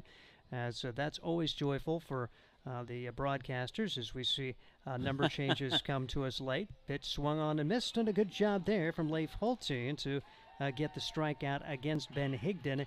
He struck out the final man he faced in the third, gets a strikeout here in the fourth, and for Holtein, that will be strikeout number 3 on the day, and that will bring to the plate Jason Axelberg. Axelberg 0 for 2 on the day for Fremont. As the Sodbusters going to go to the pound, the pen. Either way. As they are going to maybe make a change right here, and I think Leif Holtein now will get the opportunity to take a little curtain call here for the Hastings Sodbusters. Gets a hand from Watson. Get a hug Shaw, and I think this is it for Leif Holtein. So a neat moment. Leif Holtein exits perhaps the final time here in Hastings as the crowd is giving him some appreciation. Going to be headed back to Missouri Southern, but who knows? Visiting with Jake Schroeder yesterday, he talked about the fact that that was likely his last Sodbuster appearance. Maybe explore some other options for summer ball next year. So Holtein may be in the same boat. Could be back, but may not be back. So you're just kind of happy to see that dude and have an opportunity for him to pitch 3 times here this summer. Neat for the Hastings fans and neat for Leif Holtein as well. Yeah, brings in Schneider. Looks like he's going to come out of the bullpen. We haven't seen Schneider in a while. Jeremy Schneider making the appearance. He'll be his 6th appearance. He's tossed 15 2/3 innings. Has allowed 14 runs, 11 of those earned on 21 hits. He struck out 16, walked 12, 0-1 with an ERA of 6.31 for the Hastings Sodbusters. He plays for MIAA rival Missouri Western, while Holtein plays for Missouri Southern. Schneider, an opportunity to play a couple of years at Northeast Community College and is working on his physician's assistant degree. We're going to try to be a PA, and it sounds like he has 2 more years of eligibility, but Jeremy just going to play 1 more year and then really concentrate hard on the academics because he's got that very aggressive degree and wants to be a PA before it's all said and done. Cool, maybe sports medicine or something. I mean, that would be right up his alley. He could do something along that line. So let's take a look at the scoreboard here. North Platte leading 11-8 over Gem City. Western Nebraska, Fremont will see them tomorrow. They're leading 6-3 at home against the Prospects. Badland Big Sticks up 1-0 at Spearfish Sasquatch. Casper Horseheads and Kenny County Spuds haven't started yet. And won't Spearfish and Badlands see each other in the playoffs? Yeah, it'll be Badlands at Spearfish tomorrow. Then the scene will shift to Badlands up in Dickinson for the series Monday and Tuesday. All right, so we'll take you want to take a quick break? Nope. North Platte game is final, by the way. That is final. Plainsmen had an afternoon game and beat Gem City by a count of 11-8. I know I heard Sky Galusha giving some salutes to the Hastings Sodbusters. I went back, and I really wanted to pay tribute to the guys who were with the team the first series. Sure. At Casper. That's awesome. Yeah, let's do that. And are still here at the last series because and there's actually more of them than I thought. And if I've missed anybody, I'm sorry. And if I'm not sure about a couple of the guys who may have left, but Blake Scott, Sawyer Duddleston, Jacob Watson, Nick Jones, J.T. Cafferty, Braden Mackey, Will Horton, Liam Grimble, Jacob Shaw, Sam Adams, Jake Schroeder, and Leif Holtein, all guys who were with the team at the beginning of the year. And Leif didn't play when he went out there, but he was with the team. And then here they are at the end of the summer because, you see a lot of guys come and go. These guys have been here from the beginning to the end. What about Dallin Quigley? Was he at the beginning, or did he come a little late? I'm not sure if he was at the beginning. I thought but he was at the beginning. But he's not here now. Right. So, I yes, see what you're saying. Yeah, So guys that haven't. We're talking about the guys. Otherwise, I think you got everybody. Yeah, we're talking about the guys who were with the team from the beginning and all the way to the end. Because, quite frankly, you look at the standings and you see some guys move on. If they were in the race, would they still be here? But these guys have stuck it out to the end. And very cool for those guys to remain a part of Sodbuster baseball. And some guys, called by their colleges, they needed to go down quickly. One of those. Here's a line shot back up the middle, and the first hitter against Jeremy Schneider reaches is Jason Axelberg with a solid shot, and he is now 1 for 3 on the day. That'll bring up Austin Baskin. 6-1 the score. Fremont on top half of inning number 4 in this 9-inning game in the Independence League. Well, and for Duddleston and Lemke, both had injuries, and we thought, okay, they're probably not going to come back. And then they both came back, so kudos to them, too, to coming back. Yep. And I think, there's a couple of those guys that joined the team for the first home series after the road trip to Casper, but all of these guys were able to be here early enough in the year where they were able to make that first long road trip. Ended up being a series win out in Casper. And now batting will be Jason Axelberg. Axelberg single. That's Austin Basket up there now, and foul tips it into the glove of the catcher, Sam Adams. No balls and 1 strike on Baskin, who is 1 for 2 on the day. I think how many years he's been a move, at least 2. I know. Yep. I think in 2020 though, I remember seeing him play third base. As it is a 6-1 lead for the move. 4 in the second, 2 in the third. Bouncing ball foul. And a couple of strikes on Austin Baskin here for the Fremont move. Callahan for the move 2 years ago. He went into the Reds organization, first person out of the league to go into professional baseball. And he's still in the organization as far as I know, still playing minor league baseball for the Reds. Very neat, and I'm sure as this league gains notoriety, and I'm sure there's going to be some other MLB prospects come through. 0-1 delivery, and the pitch is inside for a ball. 1 ball and 1 strike. I should say 1 ball and 2 strikes on Austin Baskin, who's 1 for 2 on the day for the Fremont move. Sodbusters trail at 6-1. They've committed a couple of errors today. And again, it's kind of a patchwork lineup here. Some guys getting some playing time. Wild pitch as Snyder threw this one by his catcher Sam Adams, and that'll put Axelberg in scoring position. Hastings Sodbusters and the Fremont Moo playing for the 14th time this summer. Most of those coming in the second half, and Fremont has controlled the series 10 wins to 3 coming into today. Yesterday, a 5-2 victory. Sodbusters had a 2-1 lead after 3 innings of play. The Moo ended up plating 2 runs in the 5th, 2 runs in the 9th to put the game on ice as the Sodbusters managed 6 hits against 3 Moo pitchers. Right-handed batter up there, Austin Baskin, and Jeremy Schneider set to go for a 2-2 delivery here at Duncan Field. This one is hit high in the air down the right field line. A long run for everyone. It's in foul territory, and making the grab will be the Hastings Sodbusters' Cole Sweeley. Tagging at second. Smart base running there is Jason Axelberg. He moves on to third base, but Cole Sweeley gets his first opportunity and makes it pay off for the Hastings Sodbusters. That'll bring up Tyler Harrington trying to keep the inning going for the Fremont Moo. Hastings has had some offensive struggles this year, but the pitching has been solid. They're the 5th best ERA in the league this year overall with a 4.95, and so that's something to be proud of. The pitching was obviously not where they wanted it, but 5th isn't bad, but the hitting was a little bit thing that struggled this year. As Hastings, the bottom team in terms of batting average, 255 coming into today. They're going against the best hitting team in the league at 309, the Fremont Moo. Pitch is taken low. And this was a team that was hitting upper 2s during the first half of the season. They were in the 280s. And at that time, the team ERA was 1 or 2 in the league pretty consistently. And so, it's been a team effort in terms of the fade for this Hastings team down the stretch, and you hope for better things next year. Pitch is fouled away, and Tyler Harrington up there. He's reached base twice. He has scored twice for the Fremont Moo. Hastings Sodbusters with some work to do, trying to put a 0 on the board here with Holteen and Schneider trying to combine on that here in the 4th, as Leif Holteen taken out after 3 in the 3rd innings for the Hastings Sodbusters. Schneider works out of the stretch, brings the pitch.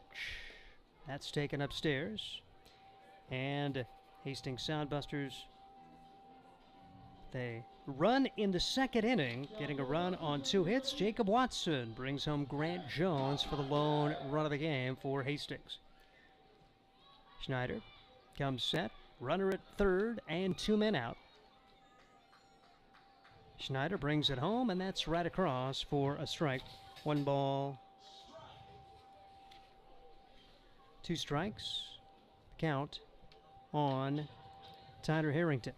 Soundbusters getting Schneider an opportunity here today. Played a couple of years at Northeast Community College, then on to Missouri Western. Schneider's pitch.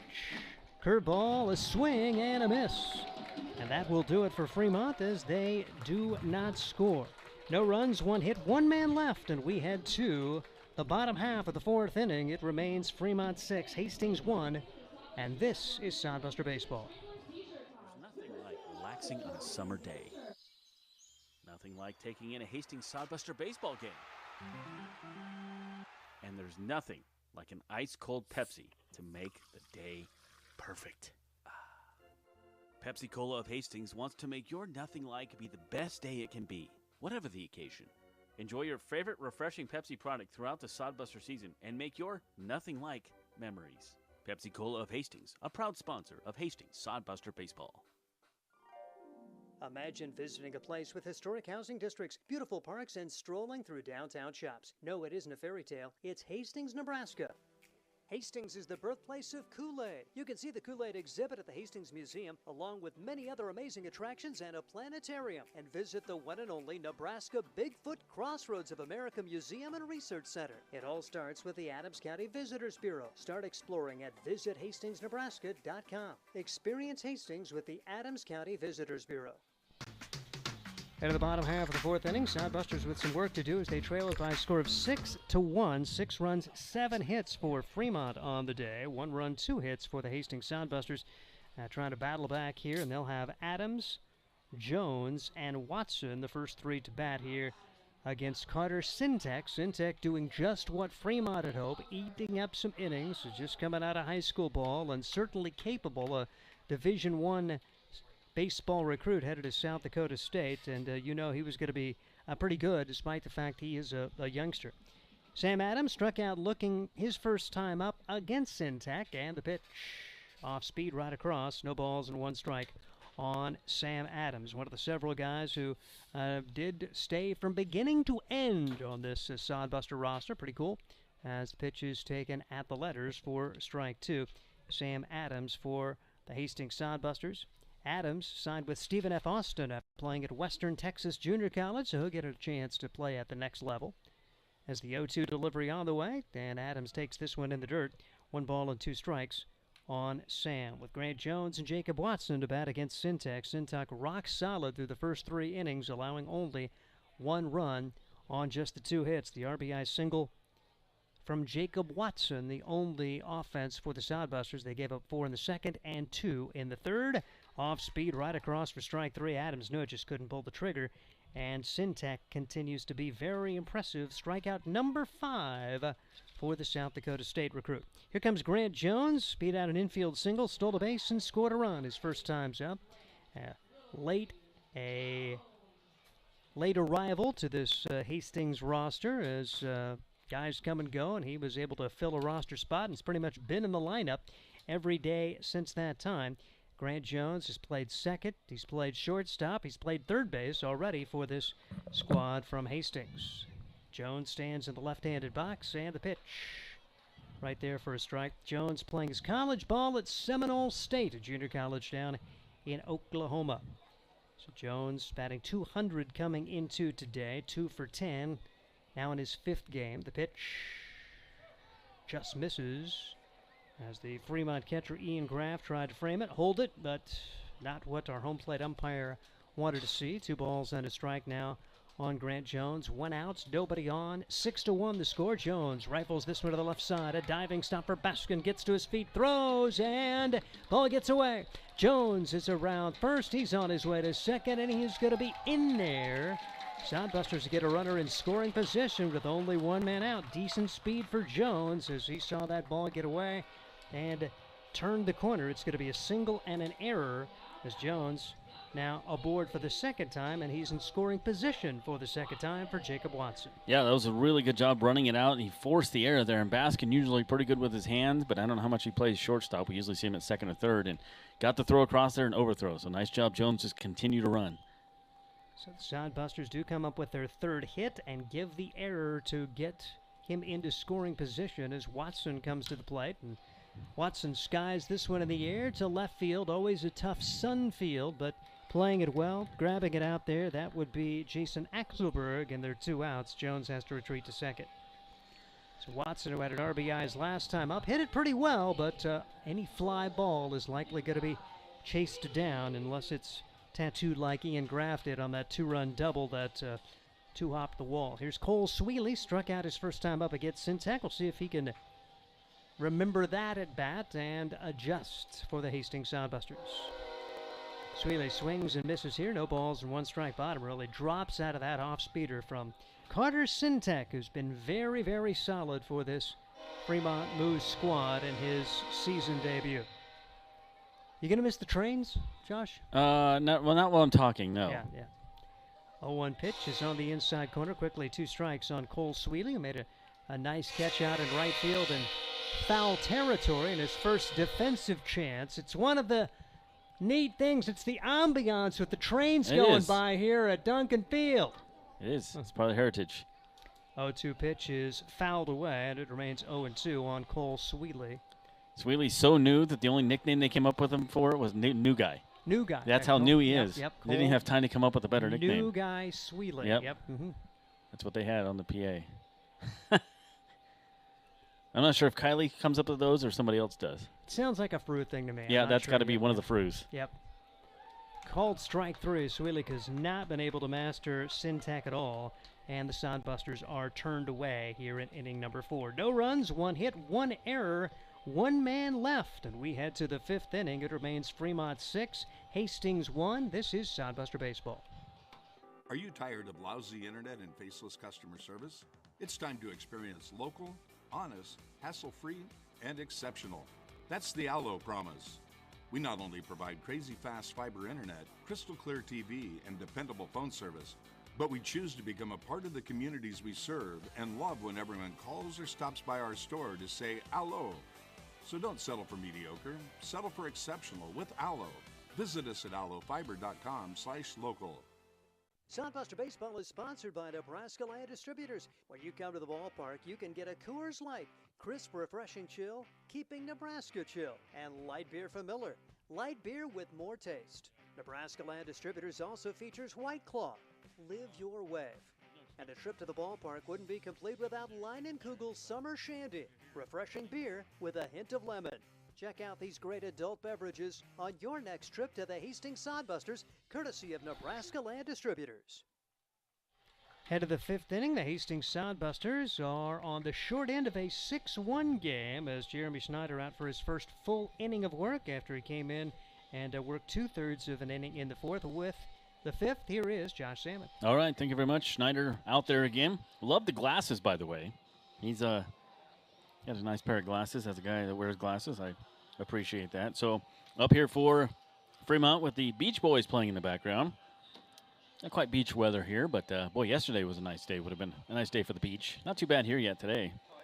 It's still pretty nice. Not as good as it gets. Yeah. 70s for game time. Let's just keep playing another week. Get Canyon County to come here for a 3-game series. Let's just let's play some more. How about Casper? We always tend to play them pretty well. Yeah. So Nick Balk, it'll be Bookhout and Graff do up this inning for Fremont. I was just thinking of the longest trip. Hey, if you call them tonight, do you think you could be here tomorrow from Idaho? Can you be here for a noon game? Yeah. Yeah, they'd love you. Here is Balk. Swung and miss on that one. Balk 1 of 2 has singled and struck out. We're in the 5th inning. Busters trail as Fremont was able to put a 4 spot up in the 2nd, 2 in the 3rd. But haven't scored since. Swing and miss on that one as well. Now, Balch from Skyline College. He is a California guy. Balch, normally a pitcher, getting an opportunity to hit here today for the Fremont Moose. So what is the Skyline mascot, Steve? That's your exhaustive research assignment. Down to third base. Up with it is Jones over to first, and there is one down. We won't have time to figure out the mascot. Nope. Dang it. Ground at the third base. From now on, after this year, I'm going to have to look up my own mascots if I want to know. Yep. I won't have Steve there with his mascot ready to go. That's the thing, is you usually have him ahead of time. You know it's coming. Yeah, no, I wasn't ready that time Okay. at all. Well, I mean, and who would have expected him to be in the lineup Right. today? Yeah, I don't know if Fremont expected him in the Otherwise, lineup. I certainly would have had it. Bailey Bookout comes up first baseman. Has walked and has popped out to third base. Pitch on the way here from Schneider is coming up. Righty against lefty. That one outside and low for ball one.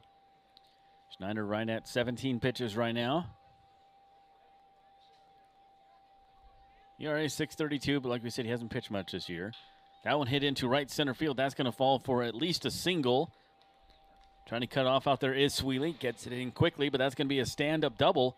Thinking two out of the box right away there for Bookout, and that's just a nice swing. And that's what Fremont does. They just find holes. You could put 4 outfielders out there, 5 outfielders, and they'd still find a place where nobody's standing. It's a very good approach. He had a strike and kind of crushed it to right center field. And scoring position now second double of the day for the Fremont move. The other guy who had the double will come to the plate now. So he really put a charge into this one that ended up reaching the wall in left field, Ian Graff. Graff last night had 2 hits. 2 hits tonight already. Single and a double for the catcher. Schneider checks a runner at second. That is Bookout. Pitch on the way and swung on and missed just with a fastball right by him for Schneider. Next year you need to see if they can get the radar going. Remember last year we had the radar going for a while? That was fun really to see. Cool, yeah, and I just don't think it ever was reliable enough to work, and so they just kind of ditched it for this year. That was fun because some guys were topping out in high 80s last year. Here is the 0-1 coming from Schneider. Runner goes. Throw down to third. It's going to be high. And stolen base there. He had a huge jump, did Bookout. Or excuse me, it's a Bookout and stolen base for him. Yeah, and really, Schneider never gave him a look, so Bookout just got the walking lead, and he was almost 2/3 the way to third by the time the ball came into the glove of Sam Adams. Bailey Bookout, that's only his 6th stolen base of the year. They don't run a whole lot, but that was a good spot to run, and Schneider wasn't paying much attention to him. Here is the 0-1 to Ian Graff. Always a tough out. Swung on and missed on inside pitch. Got him. Must have been 0-2 because he struck out. He's so good that they're just going to give him 2 strikes. It's Yes. like softball. You That's just right. start with a 1-1 count. Yeah, I'm sorry. You don't get 3 strikes. It was like Luke White last year. Remember that guy? Yeah. Oh, I'm glad that guy didn't come back for Fremont. Best of luck to Luke White, but he killed us for years. So here comes Lucas Hamza, the beer batter here at Duncan Field. Schneider comes set, runner on third, and swung on and missed on that one. And we thought he was going to be a really good choice to be the beer batter, but he has done a nice job. Has reached base twice today, and walked his last time up. But a guy who hasn't had an at bat this year has not struck out. Pitch on the way, swung on and missed on that one. 0-2.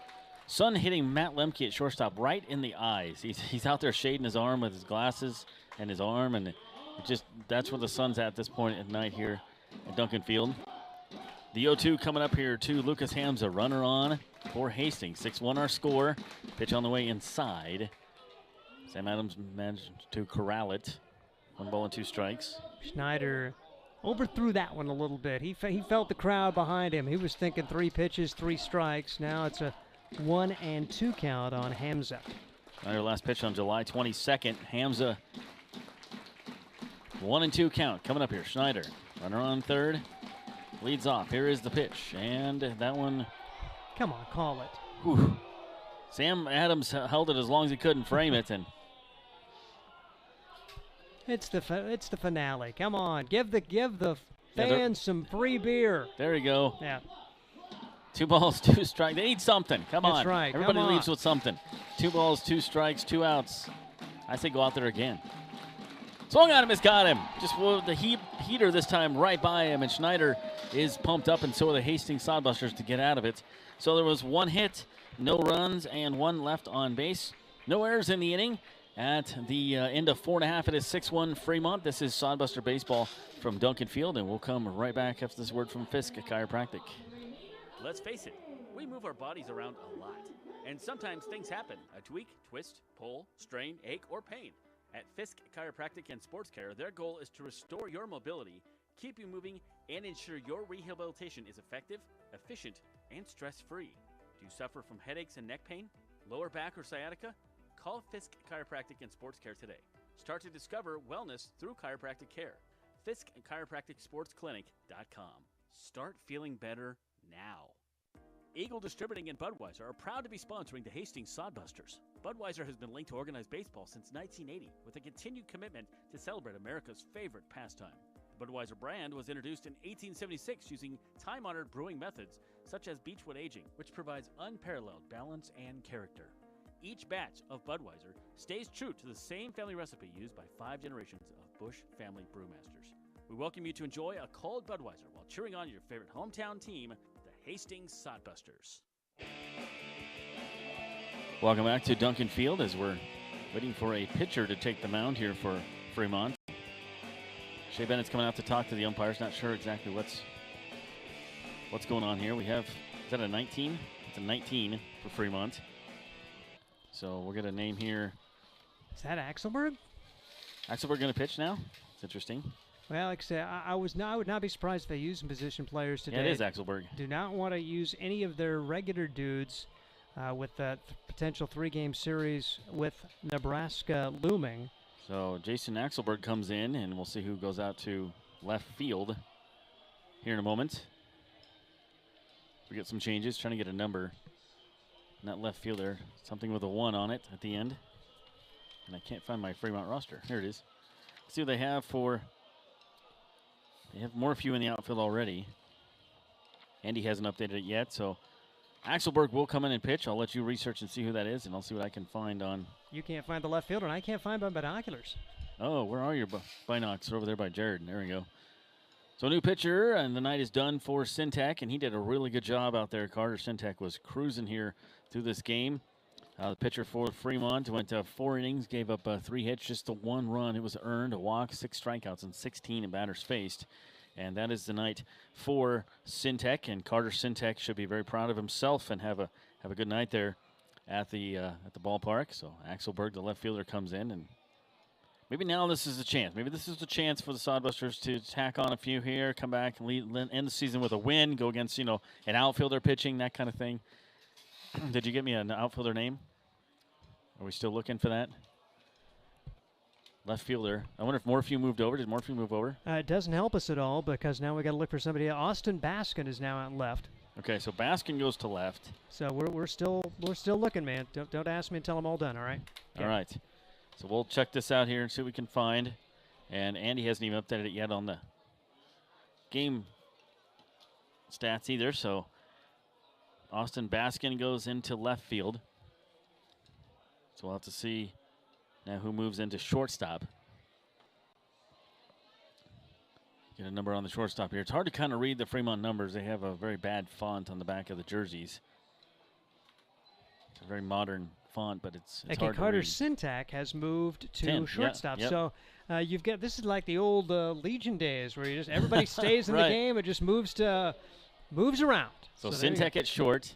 Baskin moves to left, and now left fielder Axelberg is pitching. So Axelberg comes in, the catcher with a smile on his face, Graff reminding him, hey, see that white thing? You throw over the top of that. Jason Axelberg. In here, he will see for the Hastings Sodbusters. It's going to be the 8, 9, and 1 hitters, Lemke, Shaw, and Kennedy, due up here for Hastings. Now, Axelberg, it's not like he's not a pitcher. He's making his 9th appearance of the year. There you go.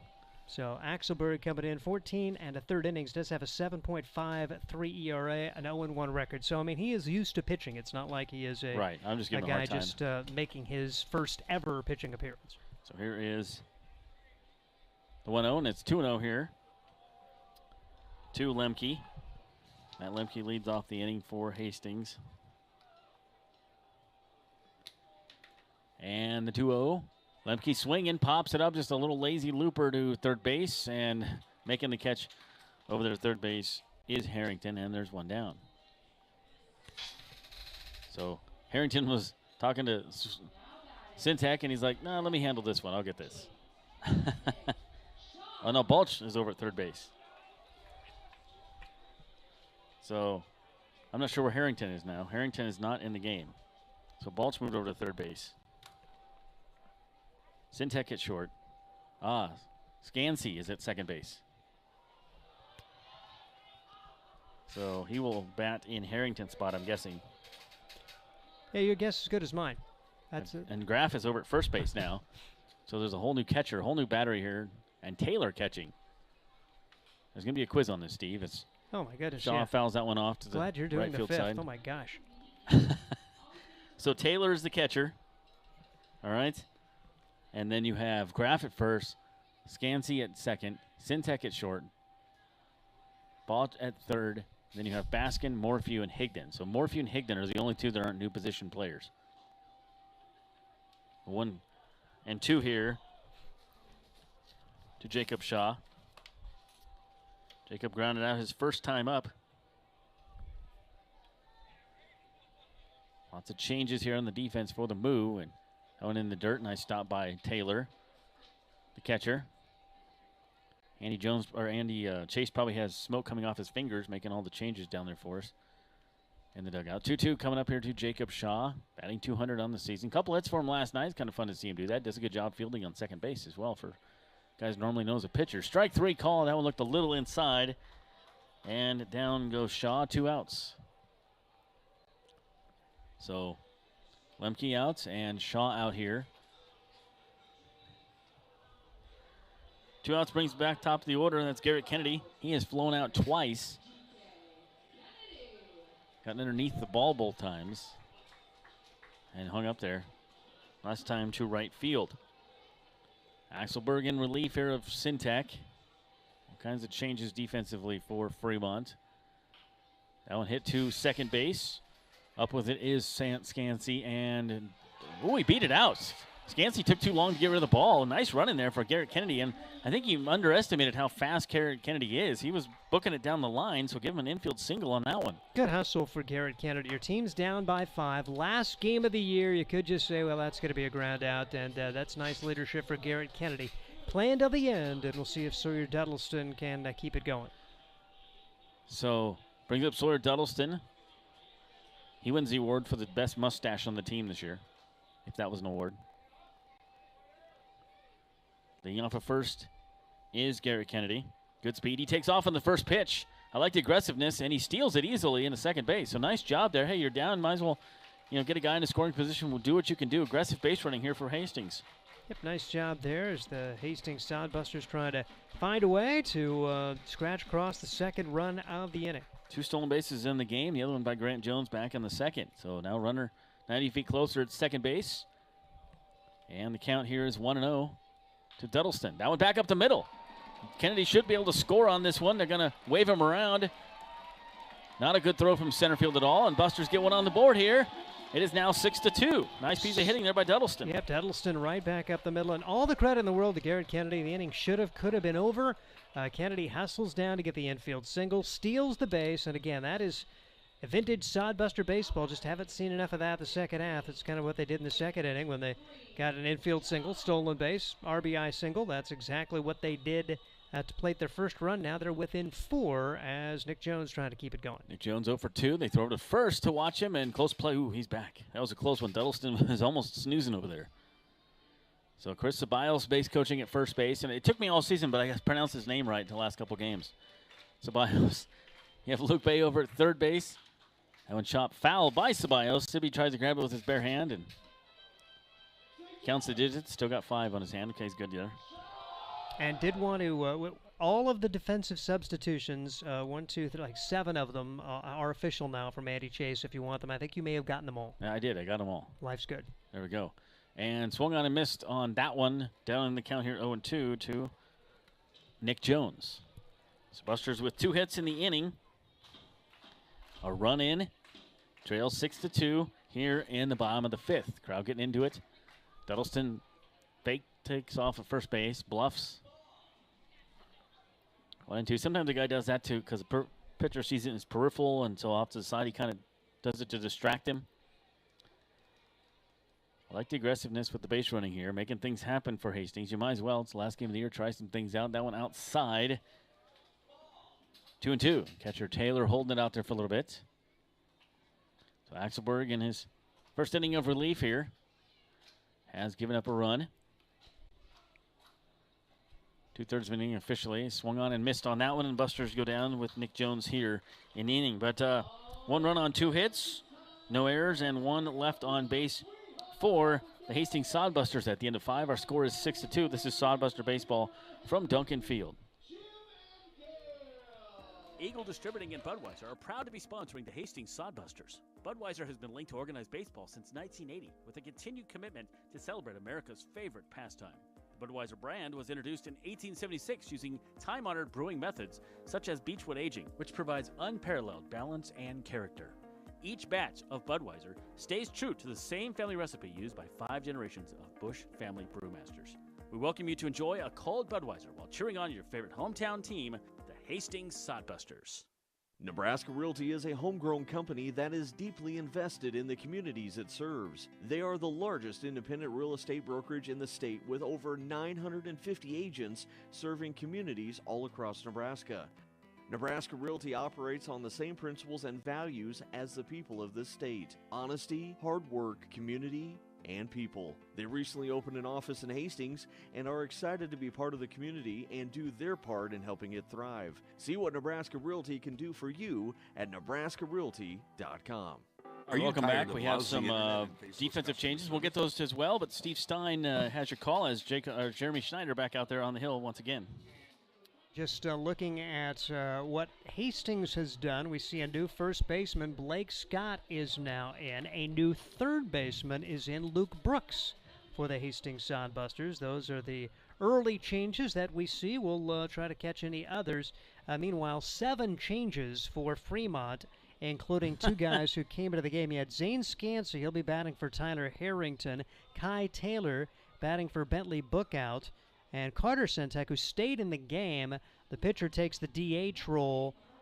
He's playing shortstop now, so Lucas Hamza is out of the game at the number 9 spot. It's going to be Fremont leading at 6-2 as they try to get something going against Schneider. 6-2 the score, Fremont on top, and it's the top of the order, Darian Morphew, who is one of the guys who stayed in his original position and is still in the game for the Fremont Bill. This kind of reminds me of that exhibition game we saw earlier in the year when there were changes every inning. That was just a alphabet soup kind of inning where just, all right, we're just going to put everybody out there in new spots for Fremont. They do have Morphew, however, in his accustomed center field role as he fouls the first pitch away and swings and misses here quickly. 2 strikes on Darian Morphew. We're in the 6th inning, and the Hastings Sodbusters trail by a score of 6-2. Morphew has an infield single, an RBI, and a run scored. He's 1 for 3 on the day. His first look at Schneider, and pitches inside for a ball. 1 ball and 2 strikes on Darian Morphew, a Brown University product. He is a returnee for the Fremont Moo.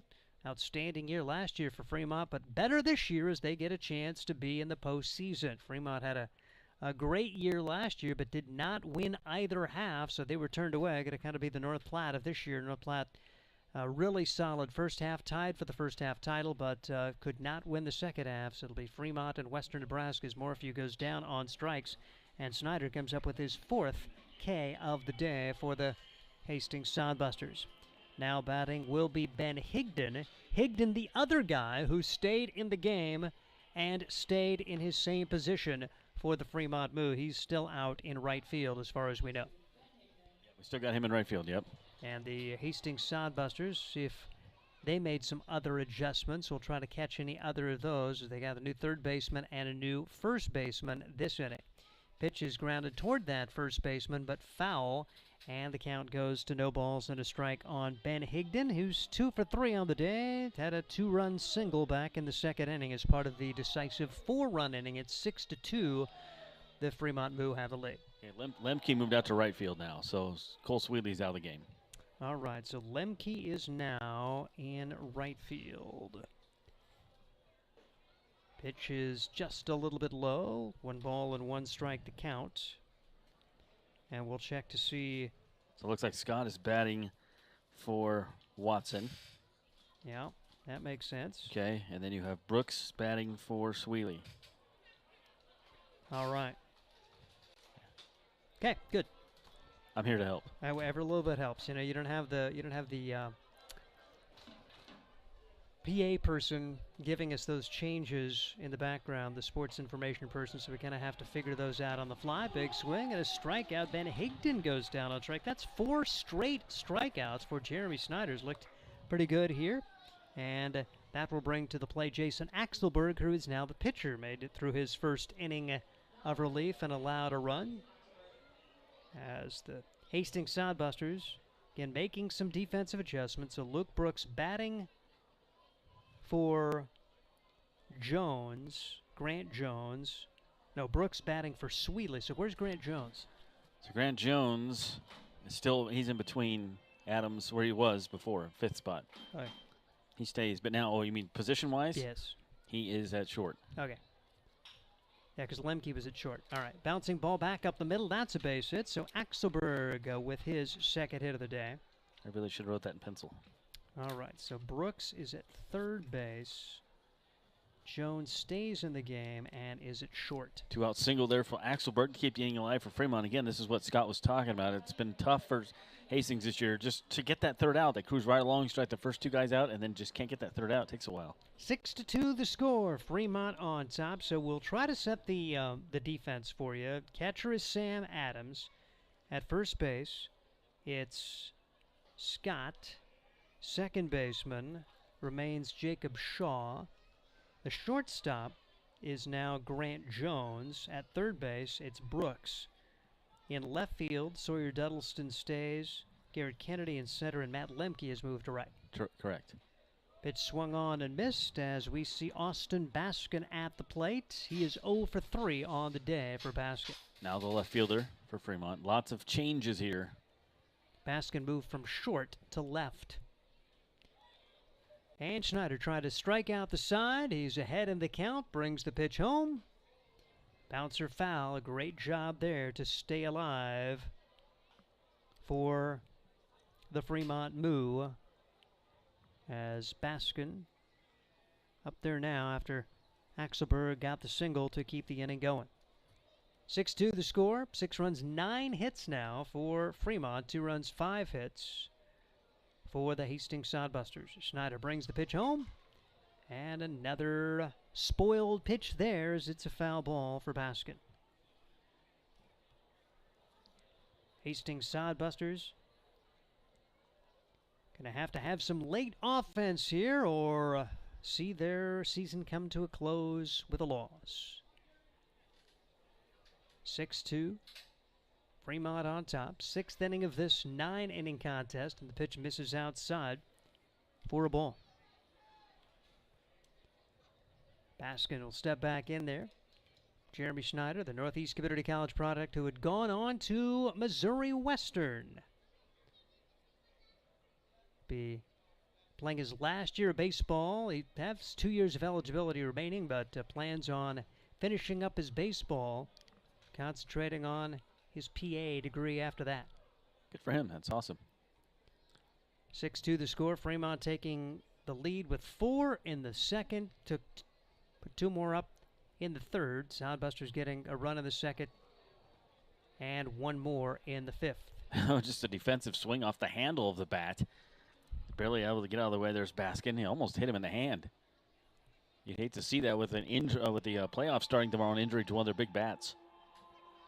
So Baskin, 3 foul balls in this exchange.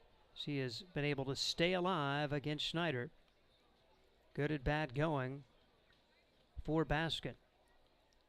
2 balls, 2 strikes, 2 outs. Schneider's pitch. Another foul ball off the bat of Baskin. Just will not let Schneider off the hook. 8 pitches in this at bat. Trying to find a way to keep it going. Moo getting a 2-out single from Axelberg. Axelberg, his second hit of the day. He's 2 for 4. And now Baskin trying to keep it going as he has a hit in 3 at-bats coming into this one. Schneider brings it home. Cannot get a called strike 3 today. It's been really tough for Sodbuster pitchers in general, and it now goes to 3 balls and 2 strikes. If you can get on, Scansey due up next. Zane Scansey, who's came in defensively for Tyler Harrington and batting in that 5 spot. Runner goes, 3-2 pitch, fouled away again. An epic at bat in progress here for Austin Baskin. Got him at 10 pitches in this at bat. Worked his way to full as Hastings try to find a way for Schneider to get this third out. Being a reliever, you would think he would be near the end of his day. Schneider now up to almost 50 pitches on the day, coming in here at 47.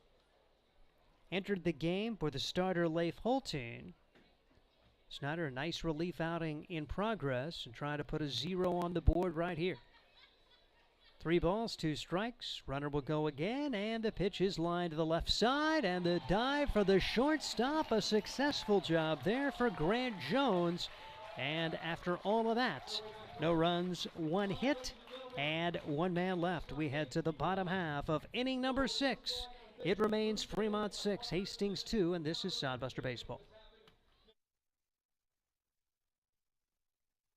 Activities, work, and driving here and there. Who has time to wait in the checkout line? The new Sam's Club Scan and Go app lets you scan, pay, and head to the door. Or try curbside pickup. Just shop, park, and let them load it into your car. Curbside pickup for Plus members starts at 7 a.m. Monday through Saturday. Get all the products you love at the prices you expect from Sam's Club and skip the lines. Sam's Club, making busy lives less stressful. There's nothing like relaxing on a summer day. Nothing like taking in a Hastings Sodbuster baseball game. And there's nothing like an ice-cold Pepsi to make the day perfect. Pepsi Cola of Hastings wants to make your nothing like be the best day it can be, whatever the occasion. Enjoy your favorite refreshing Pepsi product throughout the Sodbuster season and make your nothing like memories. Pepsi Cola of Hastings, a proud sponsor of Hastings Sodbuster Baseball. We head to the bottom half of the 6th inning. Sodbusters trying to find a rally. Adams will bat along with Jones and Scott. First 3 to come up to face Jason Axelberg. For the first time, Axelberg entered the game in the 5th inning. Was able to get through that contest, allowing 1 run on 2 hits. The RBI single from Sawyer Duddleston with 2 outs, plated a run to pull the Sodbusters to within 4. Try to chip away and get a run or 2 here and put up a threat late against the Fremont move. Fremont going to be in action tomorrow at home against Western Nebraska. That the first game of the divisional playoff of the Nebraska Land Division, as Western Nebraska won the first half, Fremont clinching the second half. Western Nebraska won their game today against the Prospects. 6-3 is the final. They're 7-3 in their last 10 games, officially 32-20 on the season for the Pioneers. As they had a really strong finish to the year. They ended up sweeping Fremont in the last week of the regular season to put a little pressure on the move. If North Platte could have put together a win streak, it really would have been interesting heading into the last couple of days, but didn't happen. Sam Adams, 0 for 2 on the day, as he is very happy to see Syntac out of there. He struck out twice against Carter Syntac, who's now playing shortstop for Fremont. Pitch taken for a strike. No balls, 1 strike on Sam Adams doing the catching today in place of J.T. Cafferty. J.T. caught the first inning, had a chance to catch Leif Holtein one more time, likely the last time. Those 2 Hastings products will have an opportunity to pitch and catch to one another. They did a lot of that during their time at Hastings High and for the 5 Points Bank seniors in the summer for the Hastings Legion program. No balls, 2 strikes to count on Sam Adams. As Axelberg brings it home, foul back, Adams stays alive. It remains no balls and 2 strikes on Sam Adams for the Hastings Sodbusters. One of the guys from Fort Worth's Nolan Catholic High School, 3 guys on the team from that school, and all 3 of those guys staying for the final weekend. You had Watson playing earlier, Will Horton, who pitched in the last road trip for the Hastings Sodbusters, and Adams having a chance to play for perhaps the final time together. Never know about what next summer will bring. I know Will's still got 2 more years of eligibility remaining. And it sounds like Watson He's going to graduate from a four-year college, but would have a chance to go on to grad school and likely will explore another year of pitching, or perhaps the field.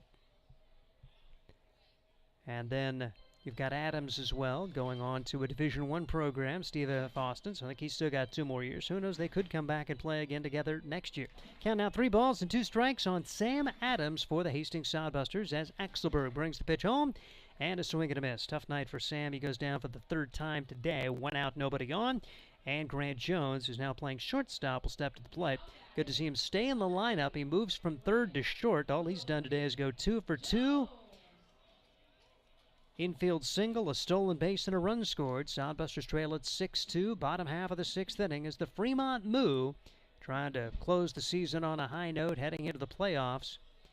After being swept by Western Nebraska, they come to Hastings, win yesterday to clinch the 2nd Division title.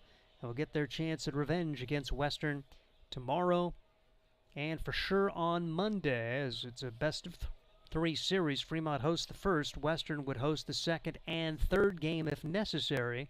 Same story in the Great Plains Division with Badlands on the road to Spearfish tomorrow and then hosting Spearfish Monday and Tuesday if necessary. Bouncing ball on the left side. Could be a tough play. Third baseman's got it. Sets. Throws to first. Not going to be in time. A 3 for 3 day for Grant Jones as he beats out an infield single. It's the new third baseman, Nick Balch, over to cut that ball off through, but no chance. As Grant's got a little bit of speed, and he would be nice for this Sodbuster squad to come back next year if he elects to do. And here comes Blake Scott, his first at bat of the day for Jacob Watson.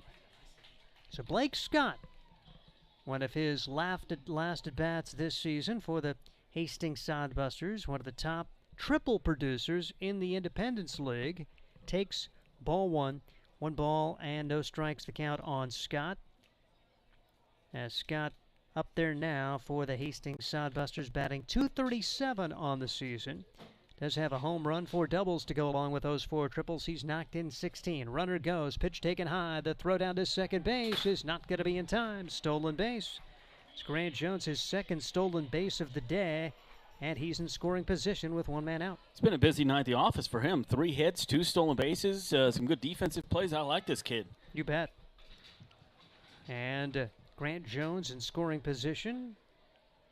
And Blake Scott trying to bring him home. Left-handed batter up there against Axelberg. 6-2 the score. The pitch is taken upstairs. It's now 3-0 on Blake Scott. Hastings Sodbusters, bottom of the 6th here, trying to battle back against the Fremont Moo. The Moo have owned this Hastings squad over the last couple of years in terms of the series. You really didn't feel like it was going to be that way this year when you watched the 2 teams play early in the season. But, man, Fremont got a nice run during the Hastings struggle and have won 10 out of 13 against the Sodbusters. Scott works a 4-pitch walk, 2 on, just 1 out as we get an opportunity to see a new man come to the plate, Luke Brooks. He came in defensively at third base and now gets his first at-bat of the day in place of Cole Sweely. As Brooks takes strike 1, no balls, and 1 strike on Luke Brooks. Brooks had an opportunity to make his debut yesterday for the Hastings Sodbusters and went 1 for 3. So 333 on his very young playing career for the Sodbusters. Throw back to second base, and Jones is back in safely as they made the snap throw. Pretty decent move there for Axelberg. 2 on, 1 out. Sodbusters down 6-2. We're in the bottom half of the 6th inning. The season finale for Hastings. Axelberg, a look at that runner at second, and the pitch is fouled away. Quickly 2 strikes on Luke Brooks. He is going to be moving on to college, a recent high school grad and a member of the 5 Points Bank Legion team here in Hastings. He is signed with Missouri Valley. Going to be playing NAIA baseball here in the fall. Yeah, he's a good ball player. Saw him play Legion ball a couple times this year. No balls and a strike on Luke Brooks. 2 strikes, I should say, and the pitch is low. Gets away from the catcher and not very far, but good base running there as Jones and Scott move into scoring position, and a big chance here for Brooks with the count 1 ball and 2 strikes on Luke. Yeah, if he hits a little gapper, we could get a ball game here. Only down by 4 right now. Sure want to get 1 run home. Runner at third, less than 2 outs. Fundamental baseball, but a strikeout here, and that hurts. Strikeout for Brooks. Matt Lemke going to try to salvage the inning right here and get 1 run home. He is 0 for 2 on the day. Lemke moves from the shortstop's position to right field. 6-2 the score. Fremont on top. Bottom half of the 6th inning, and the pitch. Taken for a strike at the letters. No balls, 1 strike on Lemke. Matt Lemke, other guys who's just gotten out of high school and moving on to play college ball at Kansas State. 0-1 delivery. Pitch swung on and fouled away. Quickly 2 strikes on Lemke. Was with the team early in the year. Injured his hamstring, rehabbed, and when one of the Sodbusters left, an infielder came back for some at-bats late in the year. Sodbusters had to say goodbye to Brett Zimmerman, the Loyola Marymount product, who got mononucleosis, and so he headed back home to California, and that opened up a roster spot, and Lemke filled that spot for the Sodbusters combo infield-outfield for Hastings. Really liked Zimmerman. Hopefully he'll come back next year for Hastings. Good player. Hope to see guys like Aaron Harper come back. Here's a line shot, left field, base hit. 1 run will score. Here comes his 2nd run home. Lemke around first, on his way to second to throw. Not in time, and it's a big 2-out, 2-run double for Matt Lemke, and the Sodbusters are right back in it. It's just 6-4. Sure, the 2 runs are good, but I love the Karate Kid move at the end on second base. Yep. That's awesome. So Hastings getting the opportunity here. There just haven't been many 2-out hits late in the year for this Hastings squad. But we saw the 2-out RBI single from Sawyer Duddleston in the 5th, and now a 2-run single here in the 6th for the Sodbusters. They have plated 3 runs combined here in the 5th and 6th to call right back in it. And pitch bounces away, and that'll allow Lemke to advance from 2nd to 3rd. With Jacob Shaw up there trying to provide another RBI and another wild pitch, and Sodbusters can pull to within 1 run. Kai Taylor having a hard time behind the dish this inning. That pitch was in the dirt, so it is a wild pitch. Has had a tough time handling Axelberg, and Axelberg has been in and out of the zone. 1-0 delivery, and this one is bounced foul. 1 ball and 1 strike on Jacob Shaw. 0 for 2 today, but had a couple of hits yesterday for Hastings. Shaw playing second base for the 2nd straight day, went 2 for 4. He did see some time in the field early in the season, and that's Casper road trip when Hastings was still trying to get many of its players in. Count now goes to 2 balls and a strike on Jacob Shaw, guy who's going to be exclusively pitching at the next level. He played a couple of years at Cloud County, now on to Northwestern Oklahoma State. Pitch is in there for a strike. 2 balls and 2 strikes. Northwestern Oklahoma State and Alva, Oklahoma, playing the same conference as Arkansas Tech, so I get a chance to see plenty of those Sodbuster teammates that play for the Wonder Boys. 2 balls, 2 strikes. The pitch is low into the dirt. Here comes Lemke home from 3rd, and it's a wild pitch, and it's a 1-run game, and Hastings very much a part of this one here in the 6th. Well, the wild pitches, 3 of them this inning have really cost. It got the runners moved over when you had Jones and Scott on. When you had, Jones and Scott got them moved over, and then a wild pitch a moment ago put 90 feet closer for Lemke, and now he scores on another wild pitch. So Sodbusters get 3 home in the inning. They're within a run now, and Shaw, with the bases empty, 3-2, and fouls the pitch away. I love the approach of Shaw. He's more known for his pitching, but I remember when they had the exhibition against the Army. You had all of those pitchers playing and all those pitchers playing positions, and you were just hoping they'd hit it to Shaw because he is a very smooth fielder. Right. He does not look like a pitcher playing the field because he can still play a very respectable infield and a decent hitter as well, and he draws a walk. Good at bat for him, so 1 on, 2 out, and turn the lineup over. And Garrett Kennedy kind of began this comeback. He had that infield single, a stolen base, and a run scored when it looked like the Sodbusters were going to go 3 up, 3 down in the 5th. You just see a little more spring in the step here, as they've now played at 3 runs in the 6th inning to pull to within 1. as Axelberg brings the pitch home, and Kennedy lines this one into center field. It is going to fall for a hit. Shaw hits the second base bag. He's going to try for third. Here comes the throw. It's not in time. Runners at the corners, and the Hastings Sodbusters have the tying run at third, the go-ahead run at first here in inning number 6. Wow, and Shaw kind of hesitated around second. He wasn't sure where the ball was going to go, and the center fielder Morphew came up firing, and Morphew has a really good arm. But Jake runs pretty well and made it into third base. So now runners on the corners here, and Busters have a chance to tie this thing. And just the guy you want up there, Sawyer Duddleston, your top hitter this year among the regulars, 358 coming into today. And it's going to be a visit to the mound here as the walk from Shea Bennett and Axelberg. See if he's going to be allowed to try to finish this inning. I like the crowd going, oh, come on. They're like, ooh, we like this guy. Leave him in. I like it. Very good. That's funny. So, yeah, Jacob Shaw, he's one of those guys, too, that's like begs to play. He's like, I'll play anywhere. Just put me out there. I want to play. And so that's fun to see him do that, and good base running there. And I love the aggressive base running tonight by the Sodbusters. Shaw, an agriculture major. That's one thing about it. He wanted to find a college where he could go to get that major in Northwestern Oklahoma State. Perfect opportunity for him to play baseball and get his agriculture degree. Sodbusters trying to keep it going with Sawyer Duddleston. The last time he was up there, he had a 2-out RBI single.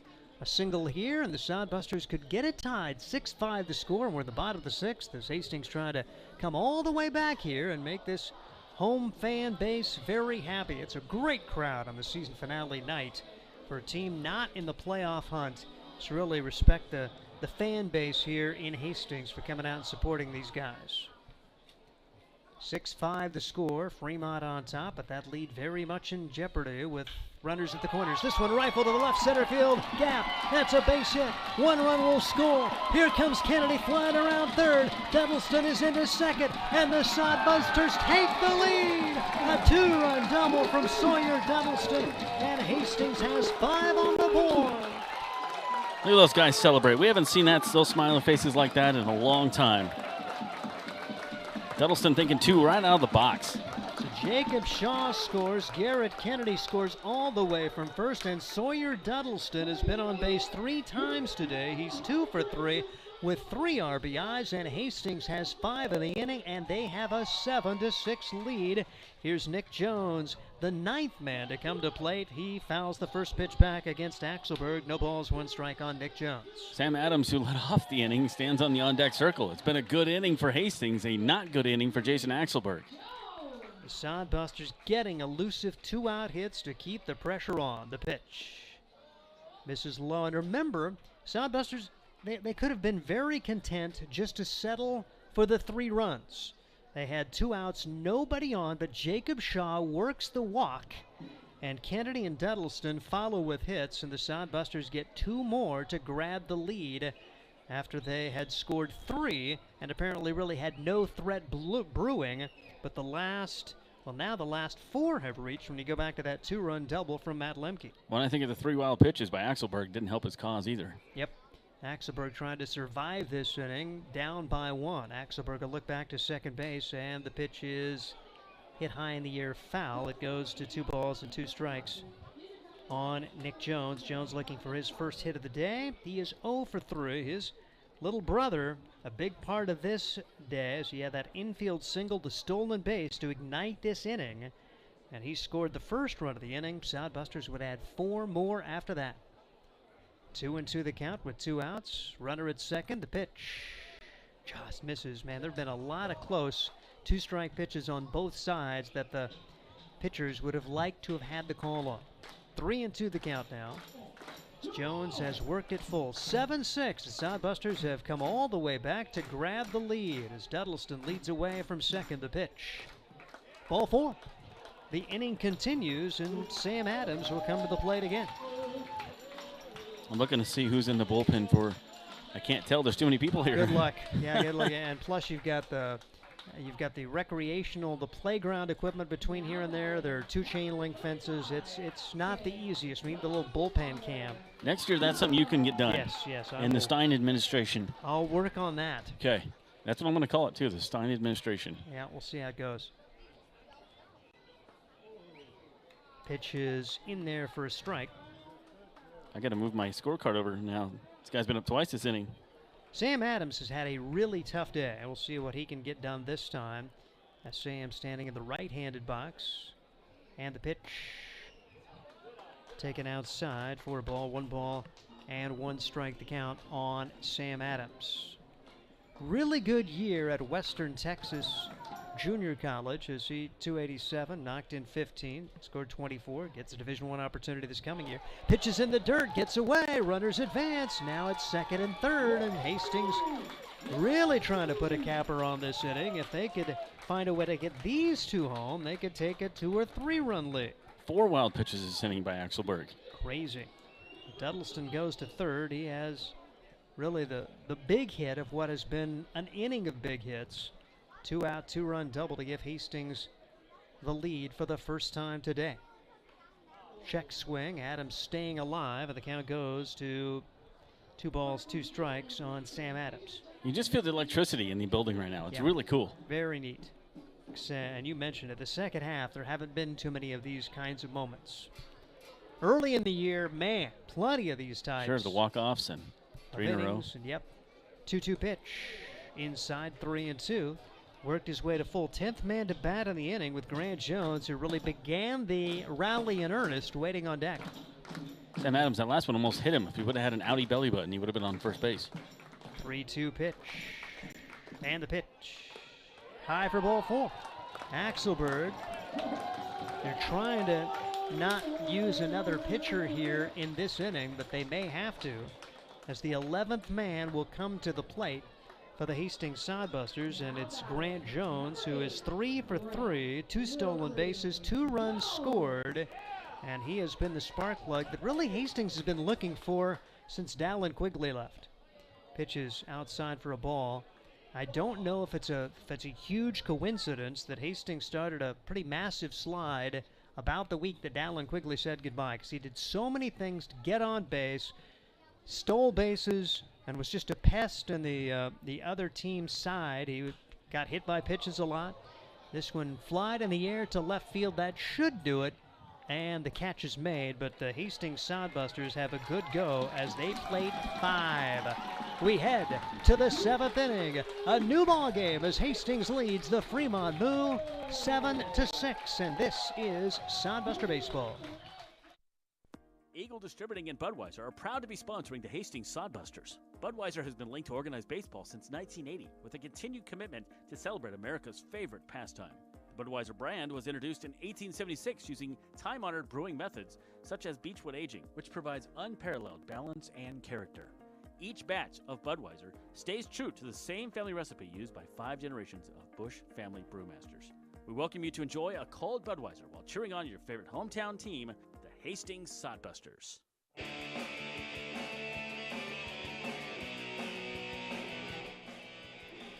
This is Sodbuster Baseball as Jeremy Schneider's day is done, and he would stand to be the winning pitcher if the Sodbusters can continue to lead this game as they rally with 5 runs on 4 hits. They left a couple, and we will get a look at Matt Sagmet. Sagmet comes into the contest for the first time for the Hastings Sodbusters. The California side armor will see an inning or two here for the Hastings Sodbusters. His 12th appearance in 18 innings. He's allowed 9 runs on 9 hits, 8 of those earned. He has struck out 24 and walked 10, coming in with a 2-2 record. His ERA of 4.00. Matt just picked up this whole sidearm deal in the last year or so. He's out of Hope International in Garden Grove, California from Pacifica High School. Had a decent spring, pitched in 18 innings and 20 appearances for a squad which made the NAIA National Playoffs. Made an NAIA Regional and now gets an opportunity to try to hold the lead as Hastings has come back with 5 runs to lead the contest by a count of 7-6. It's Steve Stein and Josh Salmon today. What a great job by Jeremy Schneider. I mean, he came in, he faced 11 batters, struck out 5 of them in 2 2/3, just giving up 3 hits. A great job out the bullpen, and that's what they needed. But the bats came around, taking advantage of some wild pitches. And Busters, this is a really good feeling here. Sagmet can come in and put up a 0 here. This would be a big inning. Yeah, and it'll be interesting to see what else they have in terms of pitching. You saw Brian Jacobs come in yesterday. Jacobs did work in yesterday's contest, and would he potentially be available? He just worked 2/3 of an inning, so you would think that he should have some gas in the tank. He's been a very reliable late-inning reliever for this Hastings Sodbuster squad. So, but first things first, we'll see what Matt Sagmet can get done for Hastings, now in the lead for the first time today. Well, Luke Brooks can pitch also, so if they needed him, he could come in and pitch. Could see the position player moving over there for the Hastings Sodbusters as we are getting late now in the final third of this one, and the Hastings Sodbusters trying to close the season on a high note. They battle from behind to lead it by a score of 7-6. I got to show you my autographed ball. Scott's autograph, which is nice. Yes. Look at Brian's. Ooh, that's pretty cool. Those are nice. They autographed my first pitch ball. Yep. 7-6 the score, and we will Good see signatures. Zane Scansey bat for the first time. Scansey entered the game for Tyler Harrington, and he's playing second base for the Fremont Moo. Here's the pitch from Sagmet, and rifled back to the screen for a foul ball. No balls, one strike on Zane Scansey. Scansey, one of the top hitters in the league, .352. 56 hits on the year. He's knocked in 30, and he has scored 41 times. Guy is certainly going to be a part of their postseason plans. They'll be taking on Western Nebraska tomorrow and Monday, and perhaps Tuesday in that 3-game series for the Nebraska Land Division title. Matt Sagmet brings the pitch a little bit high. 1 ball and 1 strike on Zane Scansey. Harrington had a big day before being taken out, scored a couple of runs. He went 1 for 3. And a very solid infielder. 1-0 delivery. That's behind Scansey. And did that get a piece of his backside? So he will reach. And that is 1 Achilles for Matt Sagmet. He has had a tough time with the hit batters, and it seemed like a first couple of batters he just has an issue getting the ball over, and if he's going to miss, it's going to be inside of that sidearm delivery. And Sagmet there with the hit by pitch as he does hit the man there. And for Sagmet for the year, that's his 8th hit batter, and that's tied for first on the team, not a category you want to lead your team in. First of the game for either team. So 1 on, nobody out. The pitch swung on and missed. No balls and a strike on Nick Balch. Balch, one of the guys who did change positions during that big move here a couple of innings ago. Balch moved from second to third.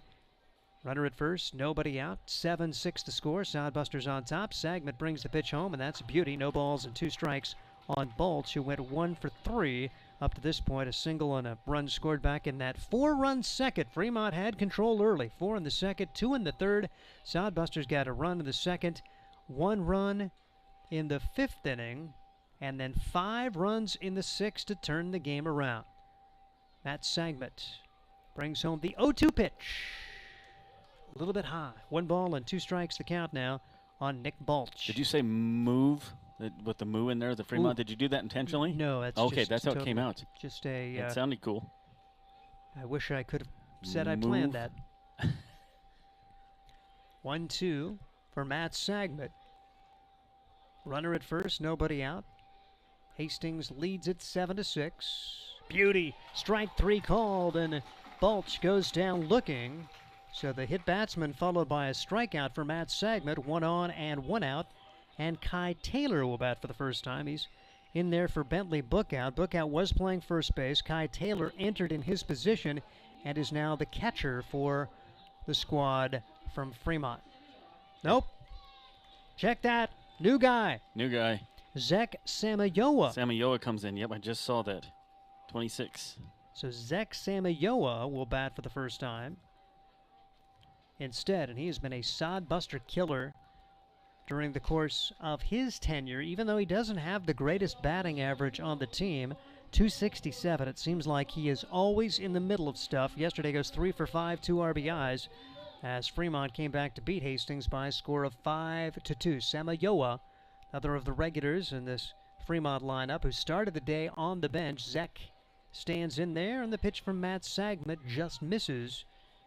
And Samayoa we'll get another look here at Matt Sagmet. Runner at first, 1 man out, a hit batsman and a strikeout so far for Matt Sagmet in his first 2 batters faced for the Fremont Moo against Fremont here today. Sagmet, business major, brings that pitch way outside. Samayoa up there, and the count his way. 3 balls and no strikes for the product of Golden West College. He is a California guy from Anaheim. 3-0 the count. Runner at first, and Matt Sagmet needs to bring a strike here or put 2 on with just 1 out. Sagmet takes his time, comes set, and that nowhere close.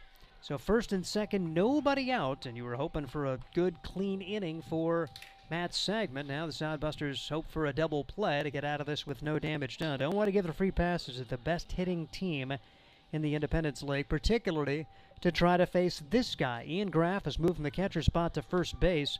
All he's done today, single RBI, 2-run double over the left fielder's head, and he's also struck out 2 for 3 for Ian Graff. Don't want to walk a guy to get to this guy. Yeah, he had 2 hits last night also against Sodbusters, so he's been really tearing it up in this 2-game series. And it's a very tough out. Busters, came back with a 5 spot on the board. They lead by 1, and you walk a guy with a runner on base. So now chance for Fremont to regain the lead here. So Sagman's going to have to gain some control and keep his composure here and get a couple outs. Maybe a ground ball double play would be perfect. Graff, 30 games played. He leads the team, well, actually second on the team in home runs with 8.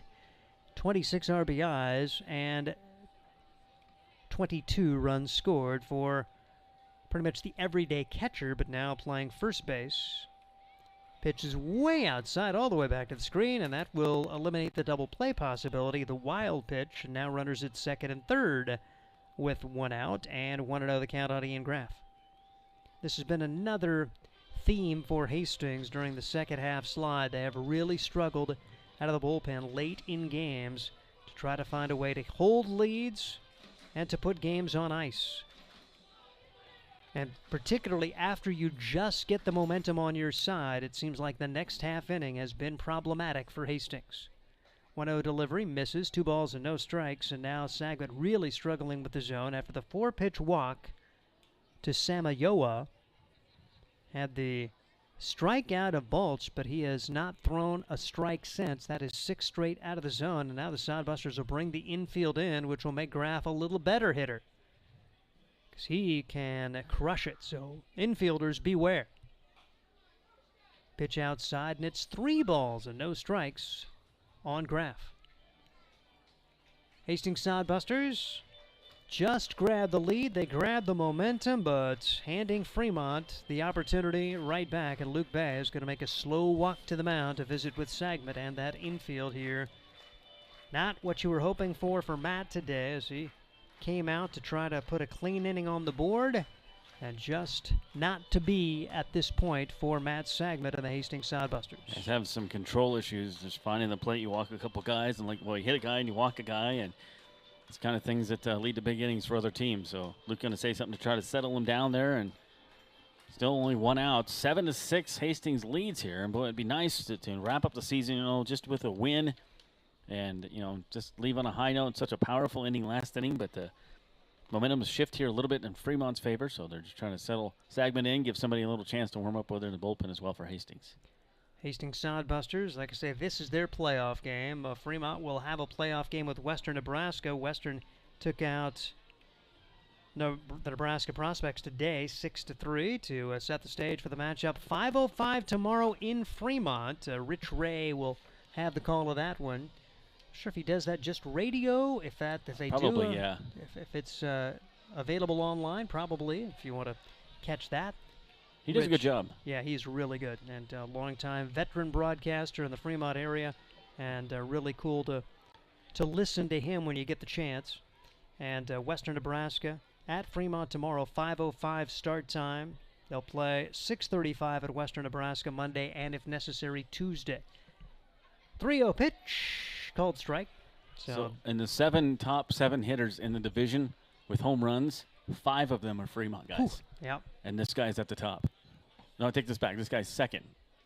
Gansey is at the top by 1 for home runs. 3-1 the count.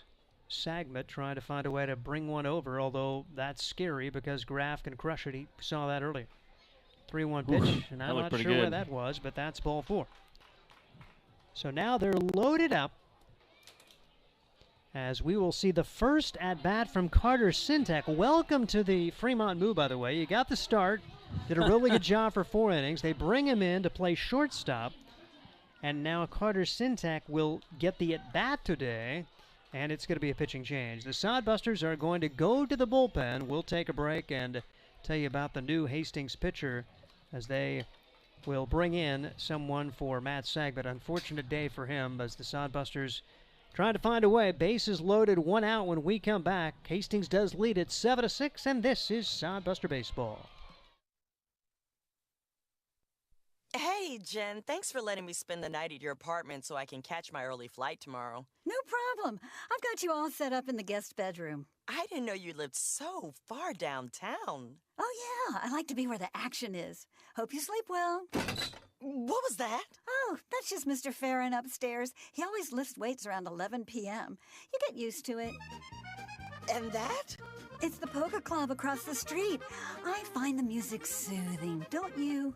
If you'd like to spend some time where the action is not so loud, enter the Nebraska Lottery's Your Park's Second Chance promotion. Until August 23rd, enter any non-winning $5 Nebraska State Park scratch ticket for a chance to win a 2-night stay in a gorgeous cabin at one of our scenic and very quiet state parks. Dance with me, my darling. I'll wear my lederhosen around the fire, big Jen? Mr. Farron likes to sing, too. Scratch ticket top prize odds 1 in 88,000. Well, Hastings couldn't get it done with Matt Sagbert, and we'll get a chance to see Tarleton State product Ryan Jacobs. Jacobs just pitched yesterday and was pretty good. He's been one of the more reliable late-inning guys for this Hastings team, making his team-leading 15th appearance in 37 innings pitched. He has allowed 18 runs, 15 of those earned. He has allowed 33 hits, struck out 49, and walked 12, comes in 1-0 with a couple of saves. And one of the interesting stats in the Independence League this year, an opportunity to see Ryan Jacobs. He is 9th in the league coming into today with 49 strikeouts. And keep in mind, he's a reliever. 8 of the top 10 in strikeouts this year are starting pitchers. Wow. So Jacobs, of note, the fact that he is in the top 10, good strikeout guy despite limited innings. I mean, he doesn't get near the innings that the starters do, but has been a strikeout guy, and they would love one right here, trying to hold on to a 1-run game. Even better would be a double play, as the Sodbusters should be able to send the middle infielders back to double play depth, and you hope for an atom ball and get out of this with no damage done. Yeah, he's 4th in the division, 9th in the league, 4th in the division with those 49 strikeouts, and that's really a feather in his cap. Like you said, out of the bullpen, that's a really good, considering most of these guys are all starters. And Jacobs tied for 8th with 2 saves on the year for the Hastings Sodbusters. We'll tell you about some of the other guys who are in the top 10 in the Independence League coming into today during the final couple innings this one, but right now it's crunch time. Sodbusters lead it 7-6. The 9-1 hitters scheduled to bat as we see Carter Sintek for the first time today in the position of Lucas Hamza.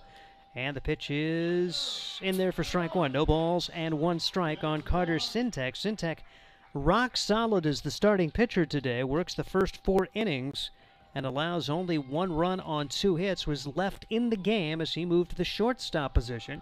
0-1 delivery, and the pitch is fouled away. Quickly 2 strikes on Sintek, so he gets his chance to battle against college pitching, just coming off a season with the Nebraska Prospects high school team, and he was an all-stater at Fremont Bergen in the high school season. 0-2 pitch. Held up. Didn't go around. Sodbuster fans thought he did. No. Checked his swing. And Sintek will get an opportunity here. Galusha's got a mic. Uh-oh. Scott Galusha, owner, general manager. Wouldn't it be something if he gets tossed? You know, in the crowd. Yes, in the crowd. Hey, last night of the year, everything goes. Yep, anything goes. So 1 ball, 2 strikes. Because I have seen a PA person get tossed. Really? 1-2 pitch, looped into right field. That's trouble. Diving headlong. It is going to be a miss. 2 runs will score at least. It's a 2-run double. Great effort for Matt Lemke. Went headlong to try to make the circus catch. Couldn't get it done. It turns into a double on the first at-bat of the year for Sintek, who just put bat on ball and was rewarded for it. And that has been the story of Sodbuster baseball during the second half of the year, as they now trail at 8-7. Inning not over yet. Second and third, still only one man out. Yeah, that's one of those risky plays. As a former outfielder, do you dive for it? Do you let it fall? And have the one guy score, and he dove for it, and he was close, but he missed it, and 2-run score. So maybe that's one of the ones, especially with one out, you let it fall in front of you and just try to get somebody or something, keep 2 runs from scoring. And really good pitch for Jacobs. I mean, Syntax had no rhythm on it, just put bat on ball. And here's a bouncing ball, not through the drawn-in infield. The throw's going to come home and out at home. Wow. What a play. Jacob Shaw had a sure out at first, and I thought, what in the world is he doing? As he went to his left, threw it home, had the arm, had the presence of mind to know that he had the opportunity. Ian Graff doesn't run well, and the Sodbusters able to gun him down at home to keep a run off the board. That's 2 outs in the inning, and runners at the corners. It's still 8-7. Well, Shaw was playing closer to first base anyways, and he got the ball, and he started running towards first. He had to stop, turn his body the opposite way to fire home. He was watching the runner the entire time. He hesitated, then he threw home. What a great play by Jake Shaw. Yeah, give him a heck of a lot of credit, because I thought when he threw it, I thought, well, that's going to be a fielder's choice. And a run scored, and still only one man out, but he gets the out there. Shaw, like I say, listed as a pitcher, but can do a lot of things, and that is a tremendous play to keep it a 1-run game. Great athlete. Ball is fouled away as Ben Higdon bats again. He is 2 for 4 with a couple of RBIs. So Darian Morphew reaches on the fielder's choice.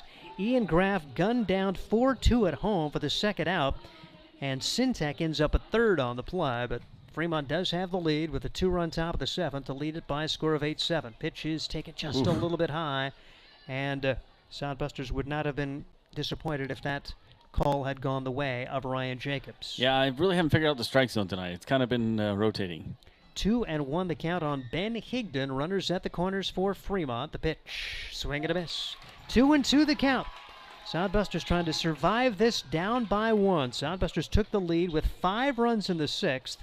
Fremont comes back with 2 runs here in the 7th inning, and they lead it by a score of 8-7.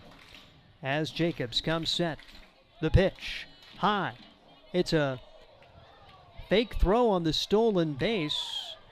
And I thought they had a chance to gun down to third, maybe to get Syntax, but Adams elected not to throw. There are runners at second and third as the stolen base goes to Darian Morphew, and now it's 3-2 on Ben Higdon. Yeah, I don't think he had a right grip on the ball. I think something happened when he faked it, and he didn't have the right grip, so he didn't throw it. Which is smart if he didn't have a good grip on it, didn't want to throw it away either way. Here's the pitch. Called strike 3. Down goes Higdon. And the damage minimized right here by the great play from Shaw and the strikeout of Jacobs to Higdon. And the Sodbusters do give up 2, however. 2-run score on just 1 hit. And we will head to the 8th inning. As let's keep it right here. I think we're going to have some live music. Special Take Me Out to the Ballpark from the Aurora Show Choir. They did the national anthem earlier. And they might be doing God Bless America or something like that, too. I don't know. Could be. Very well could be. Very talented kid. This is cool. I was never in show choir. I did choir at Aurora, but I never did show choir just because there was some dancing and stuff involved, and nobody wanted to see that. So and Jason Frew is the show choir director of the year in some sort of award. I'm not sure exactly what the official title was. But he was the state show choir director of the year Very cool. for Nebraska, and so well-deserved. Yep, so his show choir is going to have an opportunity to sing here, and we will we'll give it a listen to see what they do sing.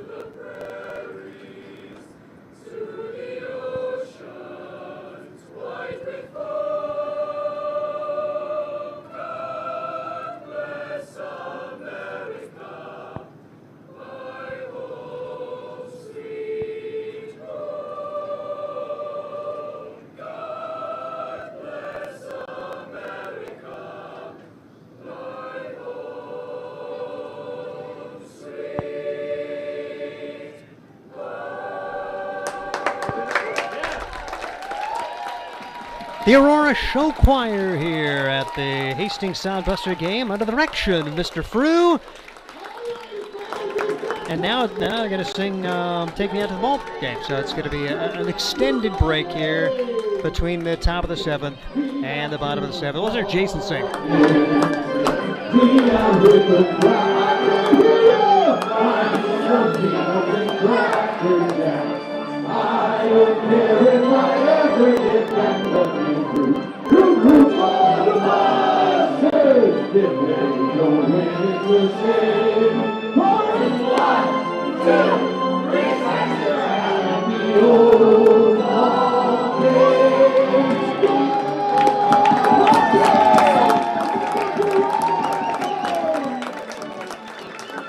Fun to see the high school kids out here doing the singing as we have a pitching change for Fremont.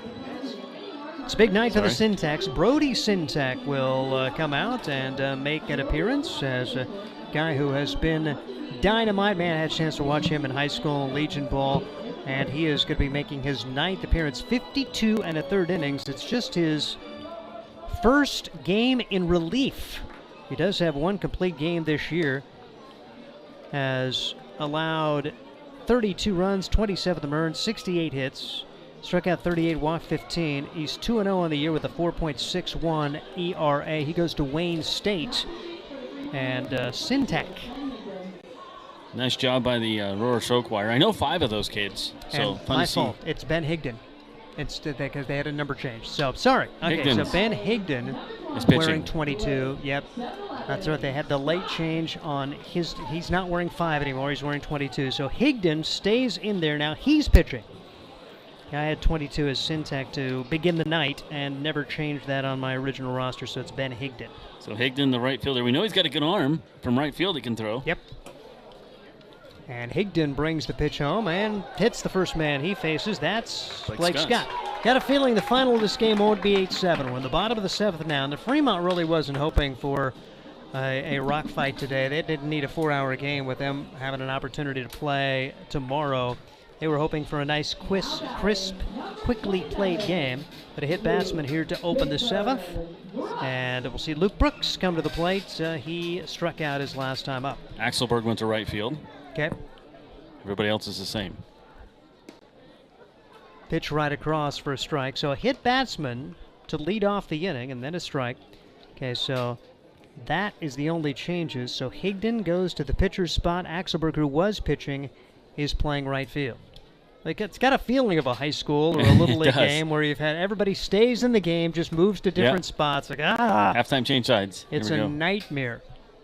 At least it's not like the military game, like you said, because then we didn't have all the guys' names and the uniform numbers were different. You remember those 222s, and so. And you had also, Sodbusters were just rotating guys in and out wherever. It didn't matter in the batting order. And so, thankfully we weren't trying to do official stats in that one. That was a lot of fun, though. At one point we had pitchers all over the infield and an infielder pitching during that game. So that. So it is Ben Higdon in there now. Here's the pitch. A little looper off the bat, and this is going to be caught for an out as Luke Brooks put it in play, but pops up. 1 on and 1 out here in the bottom of the 7th inning is that play made by the second baseman Zane Scansey.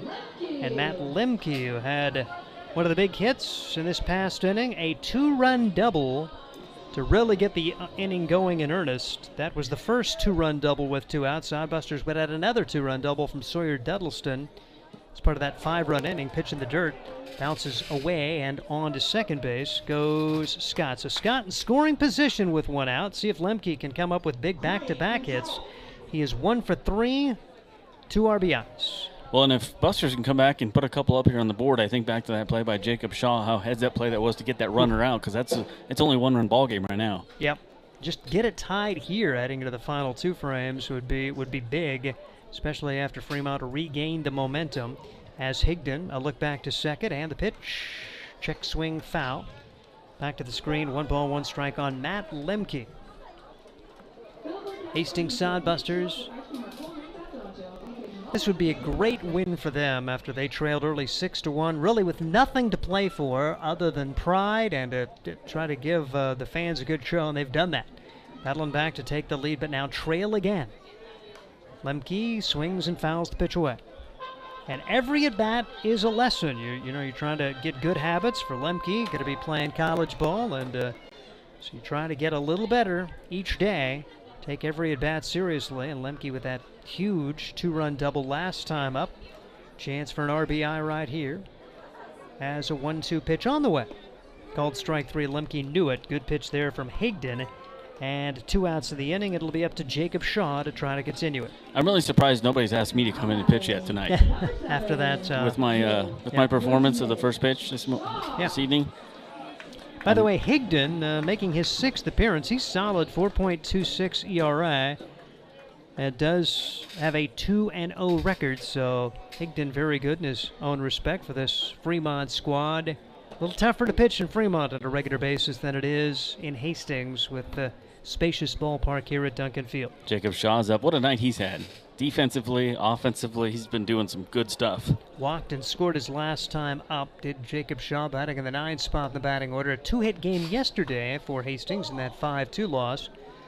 Looking for his first hit today. A hit here would be big, could bring home that run and tie the contest. Shaw trying to get it done. It's the count his way here in the 7th. Right-handed pitcher, Higdon brings it in, and it's fouled off the mask of the catcher, and that stings. So we'll see the umpire walk the ball out to the pitcher. You know something they need to do here at Duncan Field, and if I come as a fan next year, which I'm going to come as a fan, try to get the wave going. You don't see the wave too much anymore. It's a fun thing. There's a great crowd here tonight. Is it really fun? Do you enjoy it? It is fun. I'm just checking. I don't know. In Southern California, it's a big thing, okay? Yeah, when you get 35,000 people doing the wave at once. I'm a Seattle fan, and it actually started in Seattle, and, after being at a game... Well, they have like 10 people in the crowd, though, at those days? Hey, sellouts for the Astros. Couldn't get a win against the Astros, but they did sell out the Astros. There we go. First sellouts since the Griffey era. But by golly, they are... they're actually... They would be in the playoffs if they began today for the first time in like 20 years. Castillo today. They might make the playoffs. Yep, we'll see. That guy's good. Anyway, sorry. Back to this baseball game. The wave has not come to Hastings at this point. So I'm going to try. Yep. Maybe because we don't have any ocean. Maybe it works better in California because there's an ocean. That's true. Whatever there's you no can waves. get done. Shaw up there for the Hastings Sodbusters. The count is 3-1 his way. Runner at second base, 2 outs. Sodbusters trail by a score of 8-7. It's getting late, bottom half of the 7th inning. Hastings had the 1-run lead, but that got away, and now Shaw watches it go by for strike 2. 3-2 now on Jacob Shaw. 3-2 for the Hastings second baseman. Scott hit by a pitch. Fans to second on a wild pitch, and he stands in scoring position, and the pitch. Curveball, low, wild, and on to third base will go Scott. So runners now at the corners. They keep it going, turn the lineup order, and here comes Kennedy as his hits in each of his last 2 at-bats. And a hit here, he could tie the game. On the PA, right on top of it, Kylie over there doing the Proclaimers walking music, so having a good atmosphere here. It's fun. If you get the opportunity next season to come out and watch Sodbuster Baseball, it's a show. You've got the mascot, you've got tremendous PA, a lot of in-game contests and giveaways and fun baseball. Up there is Garrett Kennedy for the Hastings Sodbusters. Big spot in the game. Hastings trails it by a score of 8-7. 1 ball and no strikes. Kennedy 2 for 4. His last 2 at-bats. Infield single, stolen base run scored, single and run scored. So Hastings came all the way back from a 6-1 deficit to lead 7-6. But now Fremont with 2 runs at the top of this inning to grab an 8-7 lead. Garrett Kennedy tried to find a way. Runners to corners. Would the Sodbusters maybe try to steal one here with Shaw in motion? Not now as Kennedy watches it go by. 2 balls and no strikes. So you've got Scott at third base, Kennedy at the plate with Jacob Shaw at first. Try to put the runner in motion and make Fremont throw it around a little bit. I don't know. We'll see. Here's the pitch.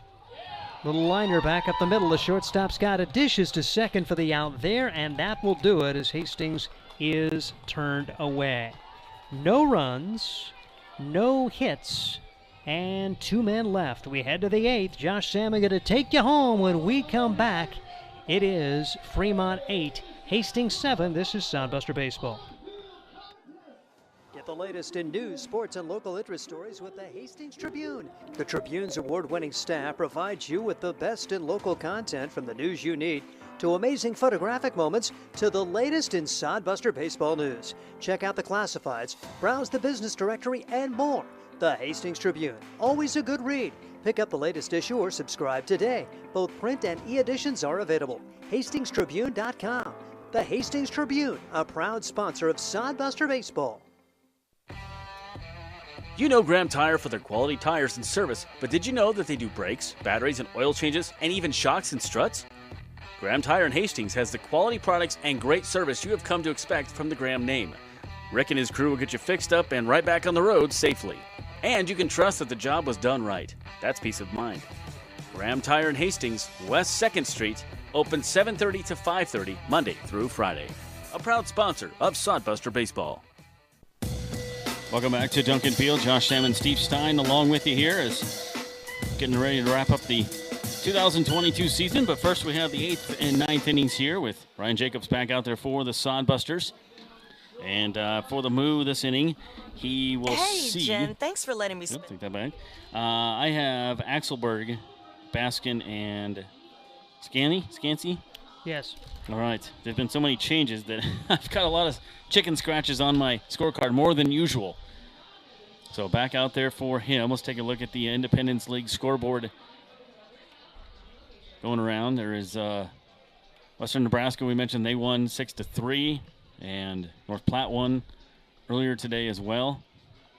Not that those mean a whole lot of difference because scoreboard's been set. But what about North Platte? You know, they had such a good year, and they're not making the playoffs. Yeah, tied for the first half title, and for a lot of the second half, had the best overall record in the league. Now, not going to finish that way as they finish up 31-21. It looks like Fremont has clinched the top record overall in the league. But there was a scenario out there that had Fremont potential, that had North Platte potentially having the best overall record and not making the playoffs because they wouldn't have won either half. The way it's going to work out, you can have Fremont and Western Nebraska make it. North Platte, though, their first year of existence, 10 games over 500, and they were a thorn in the side of the Hastings Sodbusters. Yeah, they went 4-6 in the last 10 games, which didn't help their case here at the end of the season. So up here is Jason Axelberg, outfielder pitcher extraordinaire for the Fremont Moo, 2 for 4 on the day, 353 batting average. That one popped up, slicing out of play, and giving it chase is the first baseman Blake Scott. And no play. Axelberg making his third different position as he started in left pitching and then now in right field for this squad from Fremont. So Jacobs out there again for pitching. Leif Holting started the game for Hastings. Then you had Jeremy Schneider, Matt Sagment, and now Jacobs. 8-7 Fremont is our score here in the top of the 8th. Busters left runner on last inning. Going down third base line. Up with it is Brooks over to first, and there is one down. Nice play there by Luke Brooks. Yeah, Brooks over to the new first baseman as the Sodbusters bringing in Blake Scott a couple innings back. And a big first out. I'd love to see Jacobs put up a 0 here and keep it a 1-run game. So that brings up Austin Baskin. Baskin has only 1 hit in the game, 1 for 4, but still batting .344. A lot of 3 batting averages. This Fremont team can just swing the shillelagh pretty good. Christmas in July. You hear the grandma got run over by reindeer. You see Buster in his ugly Christmas shirt. Fun at the old ballpark here. Be even more fun with a W. Pitch outside there to Austin Baskin. Moved around the diamond. Started the game in the infield and playing left field. Baskin, longtime Fremont Moo, been on the team at least 2 years that I remember, perhaps 3. I'm trying to think back to 2020. I'm pretty sure he was on the team then. That's when Callahan was still back on the team. Out in there for a strike. Callahan now in the Cincinnati Reds organization. Austin Baskin from Covington, Tennessee. Sophomore at the University of Memphis. Swung on and missed on that one.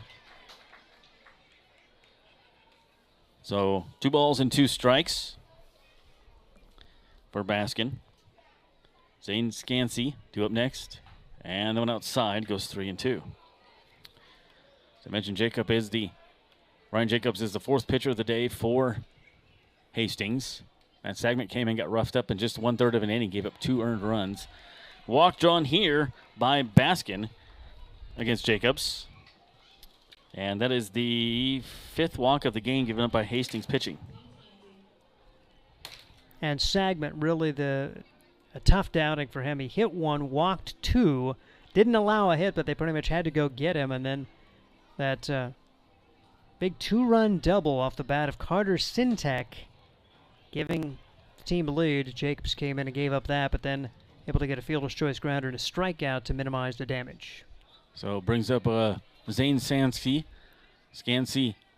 from Big Harbor, Washington.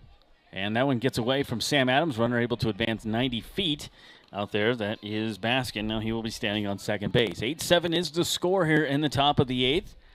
We haven't had the scoreboard on the TV view tonight, so thanks for bearing with us on that. Doing the best we can to keep you to the score. Because our video producer, no one. Yeah. It's we set up the camera and we turned it on. Just be happy that there's some sort of picture. That there's something there. Yeah. Fisted off, and that's going to be a base hit. Just an excuse-me swing, and they thought about sending the runner, but they're not going to. Lemke gets it in pretty quickly, and that's just one of those terrible luck. Just awful luck. Great pitch from Jacobs. Totally had him off balance, and just a check swing right through the right side of the infield, and runners at the corners, and here comes Fremont again. Yeah, that's, Hastings can't get the ball to fall that way for them, but Fremont got a lucky little hit there. So Balch comes up. Jason Frew on the PA mic. I thought Kylie's voice got a little deeper. Yeah. On that one. It was because it wasn't him. It wasn't her. It's him. So Jacobs with a runner on first and third here for Fremont. They're up 8-7, top of the 8th. He steps off the rubber, regroups, gets his sign. Here against Balch. Balch is 1 of 4 with a run scored in the game. Has struck out twice.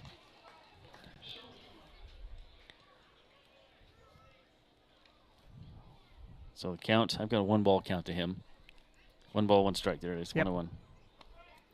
Pitch on the way, swung on and missed, and it's strike 2. So you have Baskin standing on third base and Scansey on first base via the walk and the single. 3 balls, 2 strikes, 1 out, 8-7 Fremont, top 8. Threatening here. Ryan Jacobs' pitch and delivery. That one into left field. Going to be a little looper. That's going to fall in. It should get the run in. And it does, playing it conservatively out there in left field and just getting the ball back in is Duddleston. And now it's 9-7 Fremont. Big insurance run there, and the walk comes back to haunt. Walk, wild pitch, then 2 little excuse-me singles. And Fremont right back to it. Top hitting team of the league. They put up a big insurance run here in the 8th to take a 9-7 lead. Yeah, there's some arms loosening in the bullpen for Hastings out there. So, see what happens. There's a righty and a lefty. And that brings up Taylor. This is Zek Samayoa. Oh, I'm sorry, Samayoa. That's right. Yep. He came in and batted for Taylor. That's right. Samayoa, 0 for 1, 267 on the season. And he gets 2 runners on base with a 2-run lead here. They haven't changed on the scoreboard yet, but pitch on the way, swung on and missed on that one. So I'm trying to get a count here. I've got 0-2. 0-2, thank you. Pay no attention to the scoreboard, by the way. It's way off. Yeah. Samayoa, it's just late on the computer, too. So the 0-2 coming up here. And that one's just a little low. It's just, some different calls this game that could have gone either ways on some clutch at bats. And that's the way baseball happens sometimes. That one was obviously a ball. So 2 singles and a walk this inning for Fremont. And they have a 2-run lead here in the 8th. And that one bounces in there. So it goes 2 balls and 2 strikes. Jacob's frustrated. You could tell by the way he grabbed that ball when it came back to him. He's trying to regain his composure and his mojo as this Hastings squad trying to stay in the hunt here, down by 2, but Fremont looking for a big inning with still only one man out. Jacobs comes set. Runners on first and second. He does check them. Pitch on the way. Swung on and missed. Got him. Did strike him out there. That's a big out, and there's 2 down. As Jacobs getting his second strikeout, now over 50 strikeouts for the year is Ryan Jacobs, and gets a big one there and trying to find a way against a really tough fielder, Ian Graff. Yeah, tough hitter too is Ian Graff. 2 for 3 tonight, 2 hits last night and 5 at bats. 343 batting average on the season. Pitch coming up here is swung on and missed. Strike 1 to Graff, the catcher. Very, very good with the shillelagh. And the 0-1 coming up. 2 runners on here. Fremont with a run in this inning on a couple of hits and a walk. Jacobs would love to get out of it here against a very tough Graff, and that one is low. Ball and a strike now to Ian Graff. 8-7 our score, top 8. Fremont able to tack on a couple more last inning. They were, able to tack 1 on. Swung on and missed on that one. So down the count here, 1 and 2 is Ian Graff. Fremont, had 2 in the 7th, 1 in the 8th. Here we're on top of the 8th with the 2 outs. Crowd getting loud here at Duncan Field. Trying to get Ryan Jacobs through this inning. He's got 2 runners on here. Here is the 1-2 offering from the right-hander. And swung on and missed, and the bat went into the... Ooh, that almost hit Luke Bay. Is he all right? I think so. I think it just hit the padding around the dugout there, and Luke Bay is checking his life insurance policy.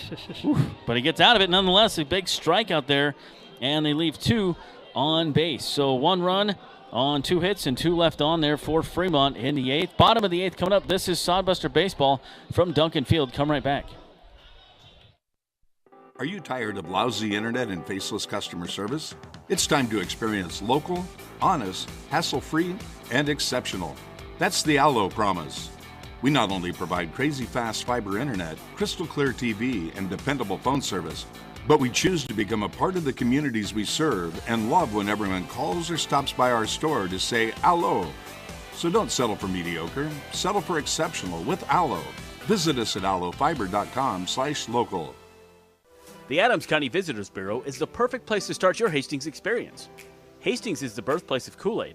See the Kool-Aid exhibit at the Hastings Museum along with many other exhibits and a planetarium. Enjoy the historic housing district, strolling through downtown parks, and beautiful shops.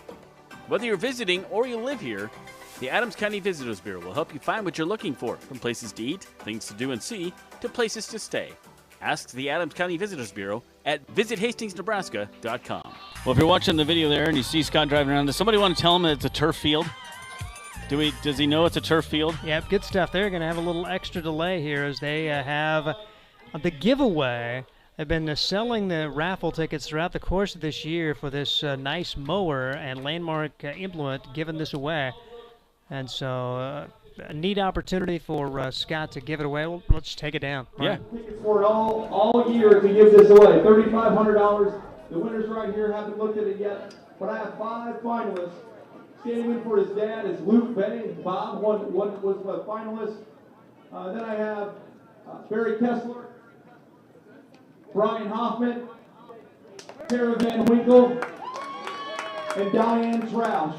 So again, thanks for everybody that bought me these tickets.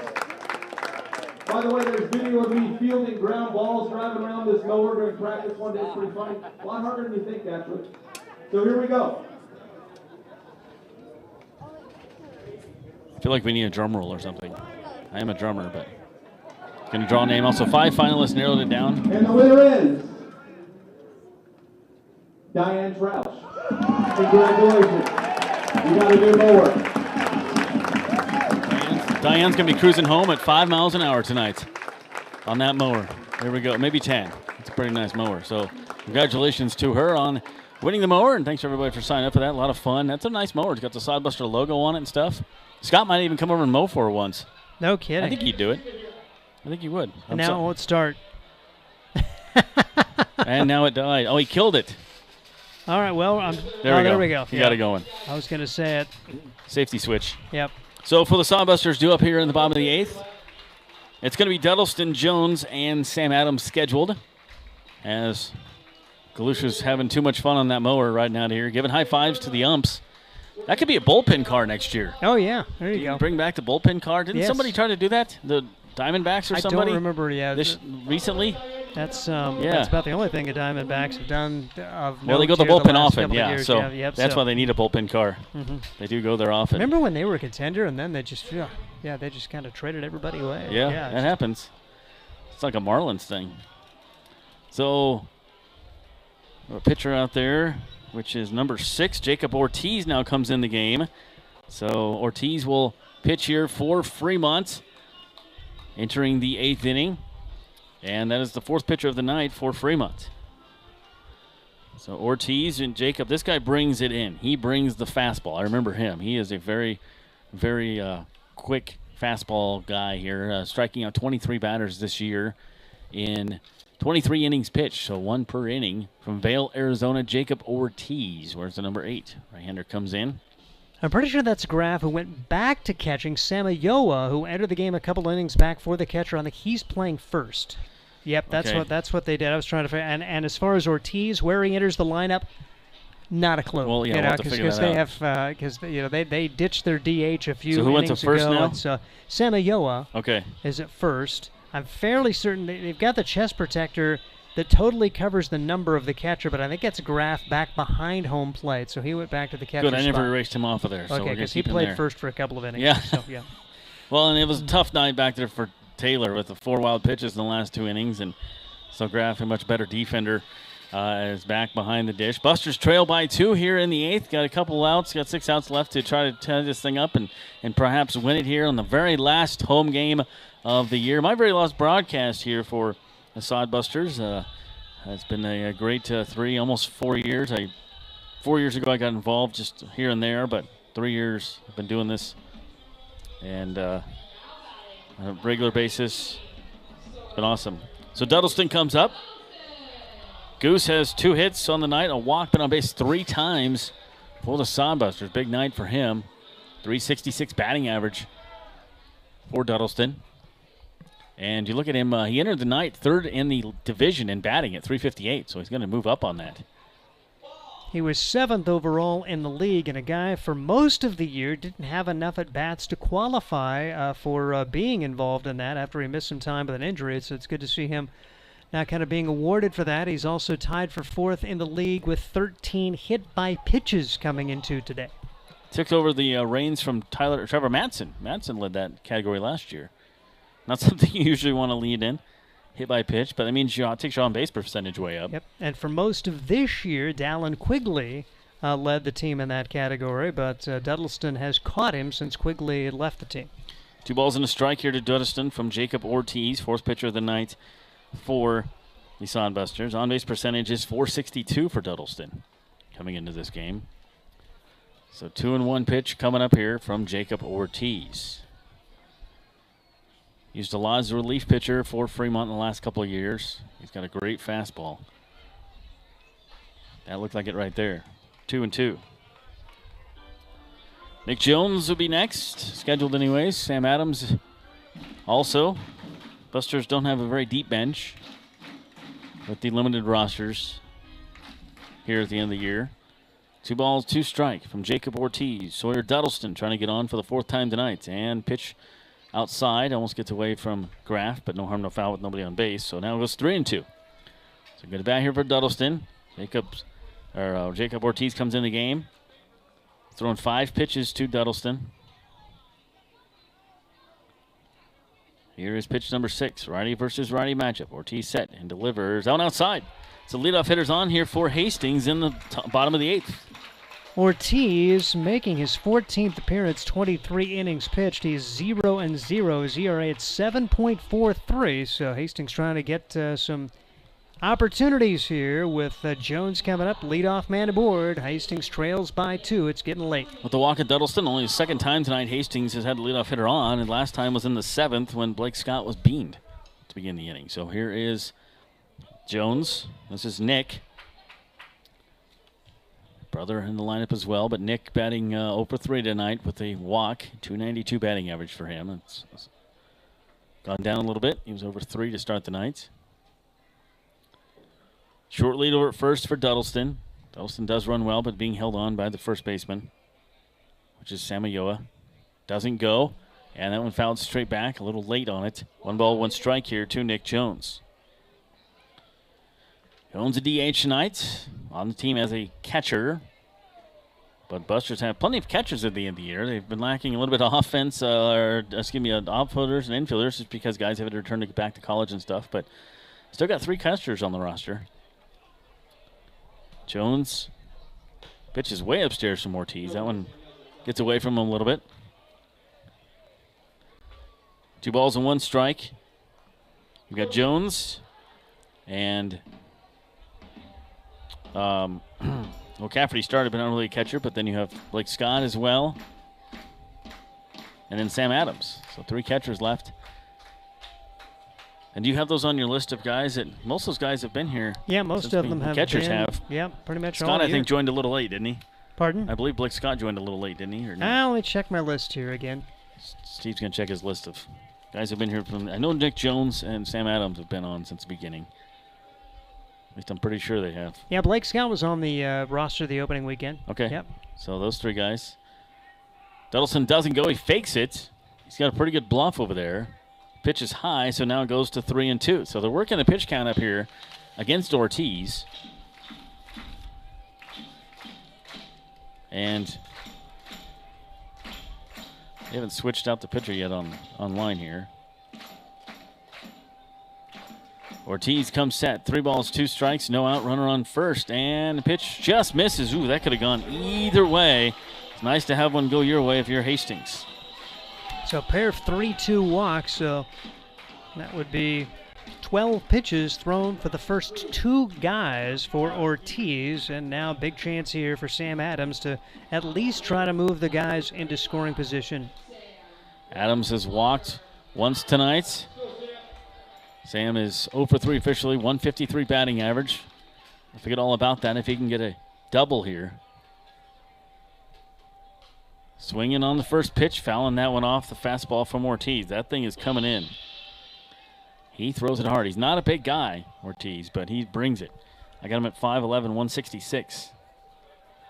How do you say that college? Is it Cerro Coso? Again, if you don't know Community it, college? never question. Just go. say he's from California. All right, that's okay. Is that no, it's from Arizona. Oh, yeah, yeah. So, yeah, I don't even know where that college is. Yes, again, if we don't know, never ask the question. There we go. All right. Good hint for you in your final broadcast, man. Thanks. Mm-hmm. Now you tell me. 1 ball and no strikes. Sorry to hang you out to dry. I know I've seen that college throughout the course of the year. I'm thinking, I don't know how to say it, so I'm just going to say he's from Arizona. He goes to community college. Uh-huh.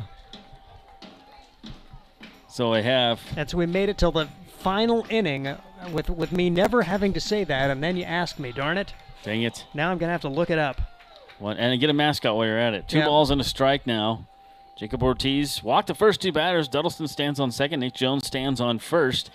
And Sam Adams with a 2-1 count here. Busters will definitely take bases loaded to bring up the red-hot Grant Jones, who stands on the on-deck circle. Happily do that. Jacob Ortiz has other plans, wants a new sign from his catcher, Graff. Gets it. Looks at his runners at second and first. Looks at him again. Comes set. And that one bounces away from the catcher. That just to come out of the glove of Graff. It wasn't a wild pitch. It was just a pass ball. He didn't squeeze it. So now runners move 90 feet. So you got runners on second and third now. I think Graff took his eye off the ball for a minute. Just didn't quite squeeze him or hit the glove weird. Pitch was not a bad pitch. So now 3-1 here to Sam Adams. Going to be selective. Love to have the bases loaded. Busters trail by 2. It's 9-7 here in bottom of the 8th.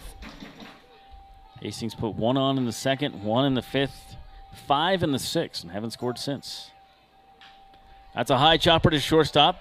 In between hop, they're going to have to hurry. They throw it high. They do get Adams, but the run scores, and it's now a 1-run ball game, 9-8 with the Fremont lead. So that pass ball looms large, and now the Sodbusters have a runner at third with still less than 2 outs, and Grant Jones will try to deliver the tying run here in the 8th. This could make this place explode. If he can get his 4th hit of the night, 3 singles for him and a flyout. So 3 hits. As Duddleson scores, chance for Jones to bring in his older brother.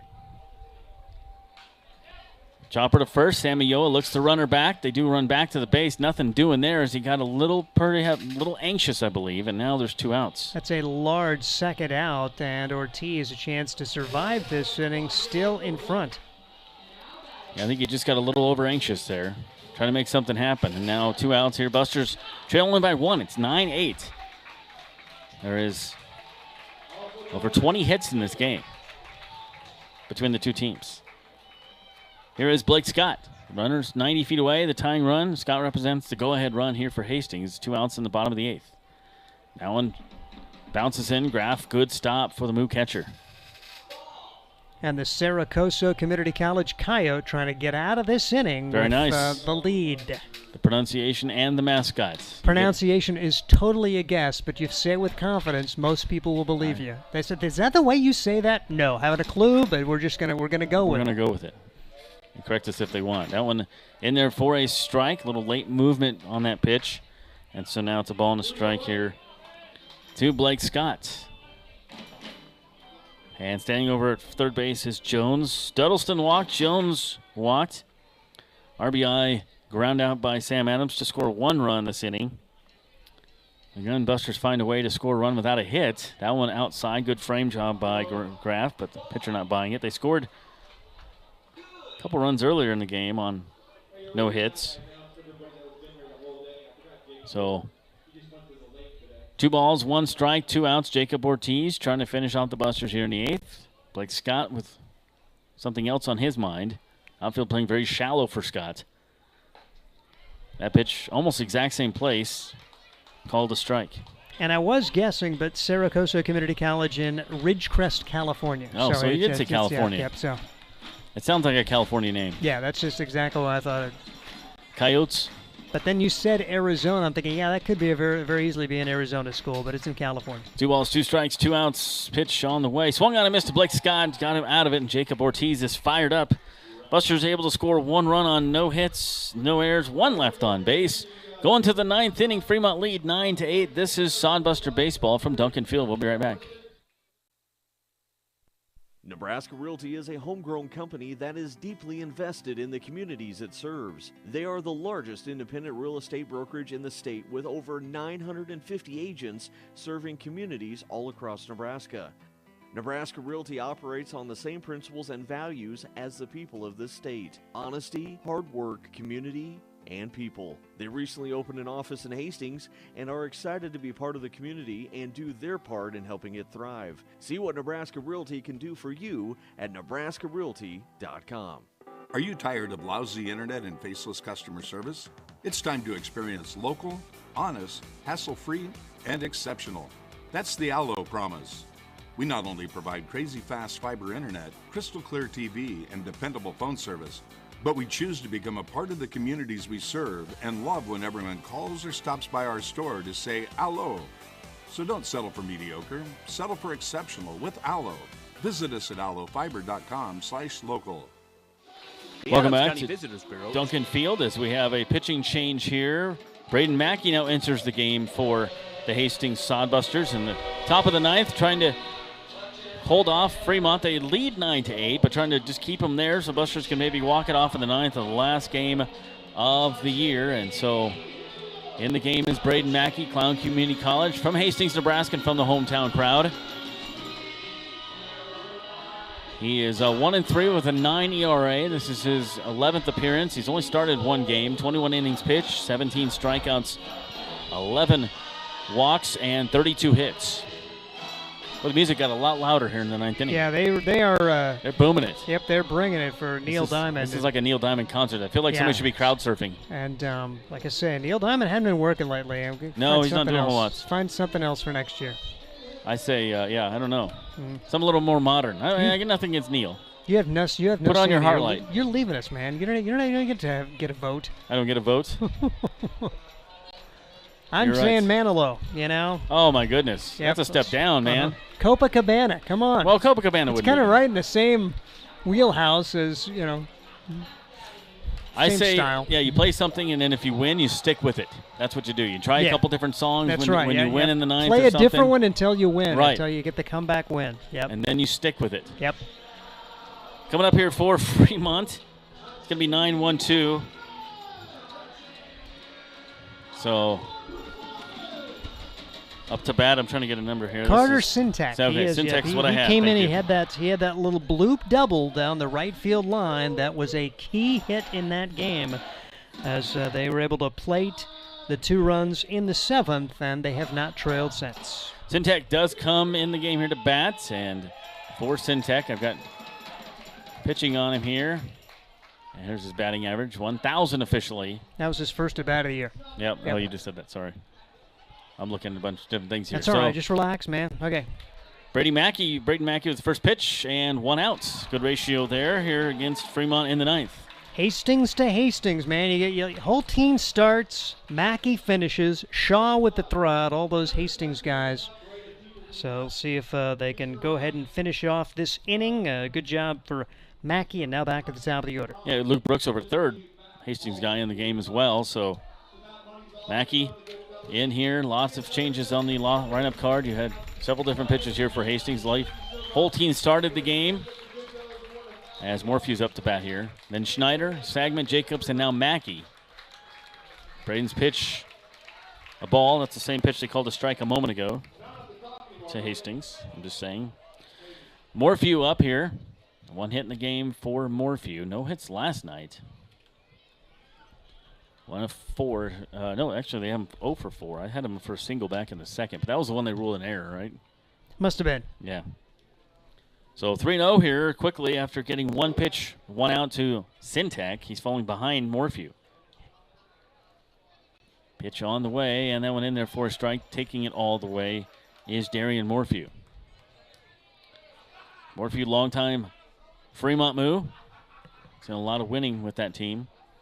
He's been a part of a lot of that. Didn't like the 2nd strike call. Now it's a full count here to Morphew. Battling back is Braden Mackey. Braden working quickly here in the 9th.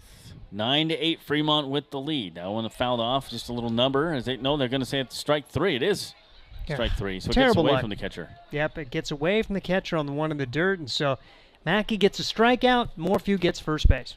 Morphew, one of the faster guys on the team here for the Sodbusters. Or for the, Fremont Moo. Enough hitters on here, even though it's not a hit. It's a strikeout, but it's not an out.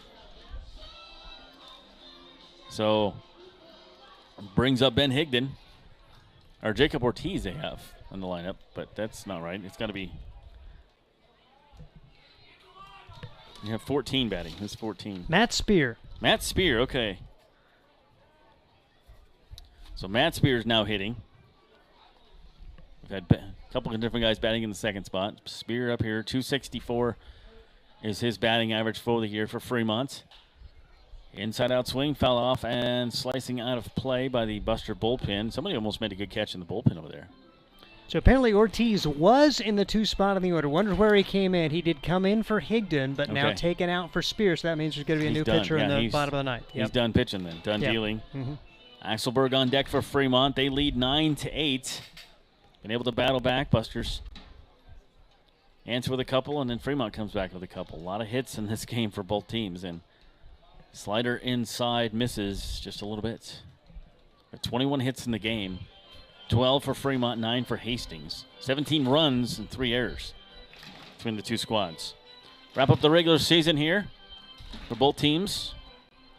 Fremont will start playoffs tomorrow against Western Nebraska. That's a high chopper, and Jacob Shaw was playing more towards the bag there. I think he was on the coverage of 2nd base, and so perhaps knowing that was Spear and just slapped it where nobody was and went into right field for a single. So a strikeout, wild pitch, single, and all of a sudden Fremont with the potential insurance, 1st and 2nd, only 1 out, as we will see Axelberg come back to the plate. Axelberg's kind of been all over the place. We've seen him in left field and right field, and now Luke Bay jogs out there to talk to Braden Mackey. Probably just trust your stuff. I mean, you get the strikeout, you get just a little bouncer through the right side. Very easily could have been a 3-up, 3-down inning.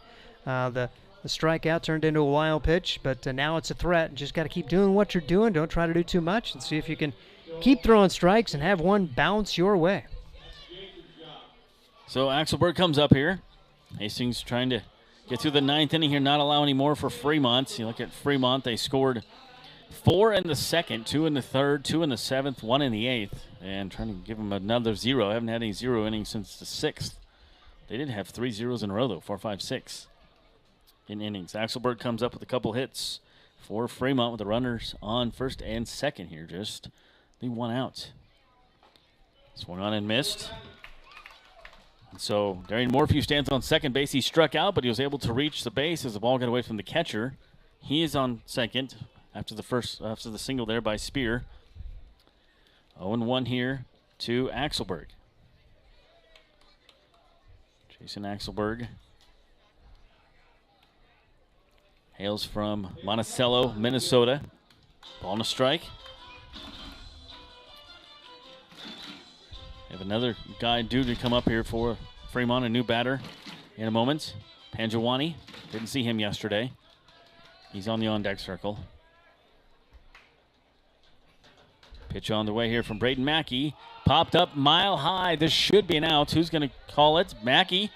And running out of the baseline to avoid it. They're not going to call interference on it. No, okay, good. And there's 2 down. Large second out there. Let's see if Mackey can survive this one. Evan Panjwani actually came in last time, and he walked and ended up scoring a run for the Fremont Moo as they own a 9-8 lead here in the ninth. Panjawani with no batting average on the season, usually used as a pitcher. He's trying to get a warm body out there. That one gets away from the catcher, but he's able to pick it up. Sam Adams. I think it was hit a mile high. Way up there by Axelberg. 2 on here. Morphew stands on second, and you have Speeder stands on first base. It is 9-8 Fremont lead in the top of the ninth.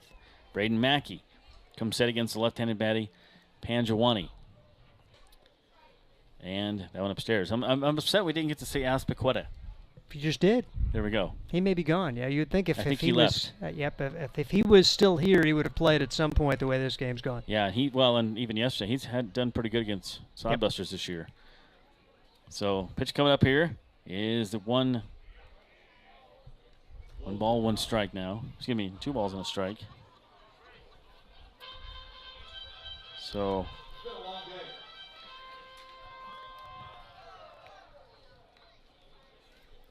Panjawani in there.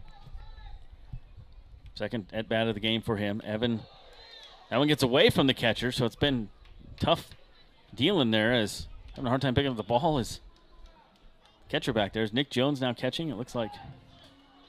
Oh, is that 15 and not 35? Yeah. Very easily could be, yeah. Yep, Nick Jones is catching now. As Sam Adams started the game. Been catching up until this last inning here, and he had a couple tough ones there, so now runners move over 90 feet, second and third here.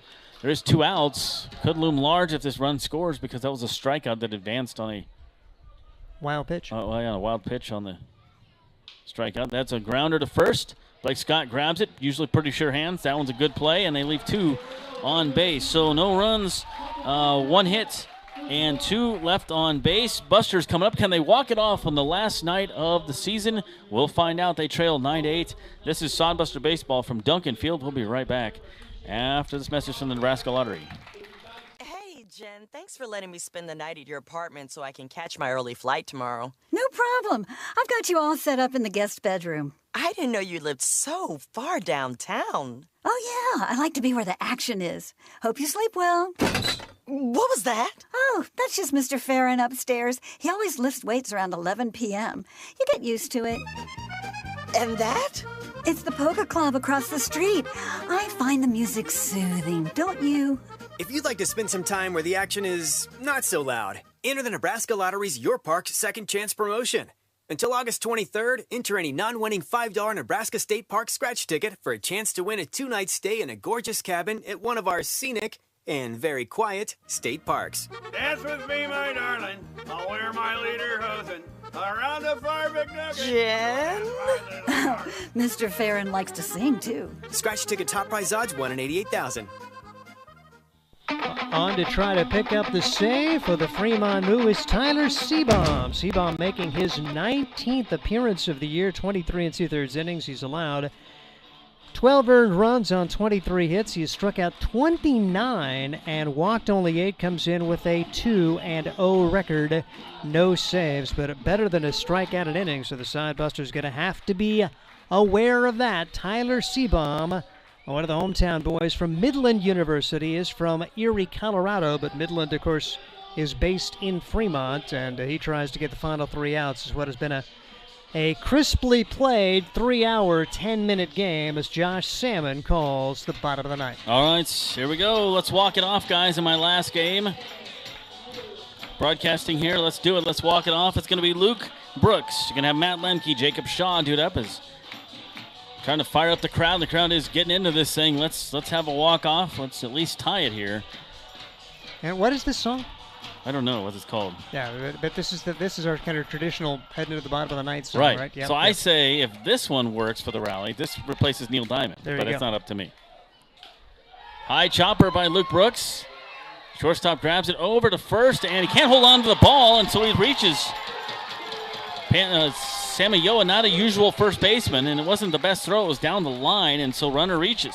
Yeah, it's E6. I mean, you just pulled him off. I mean, he did a good job of fielding it, but kind of rushed the throw, and Brooks maybe not the swiftest of feet, probably had a little more time than that, but that's an error, and the Sodbusters have the door open here with the tying run on, and the winning run comes to the plate in the person of Matt Lemke. So Lemke has a double, the big double back in the 6th. That was a big inning for the Busters, putting 5 on the board, but chance to do something here. First, needs to get Luke Brooks over to second base.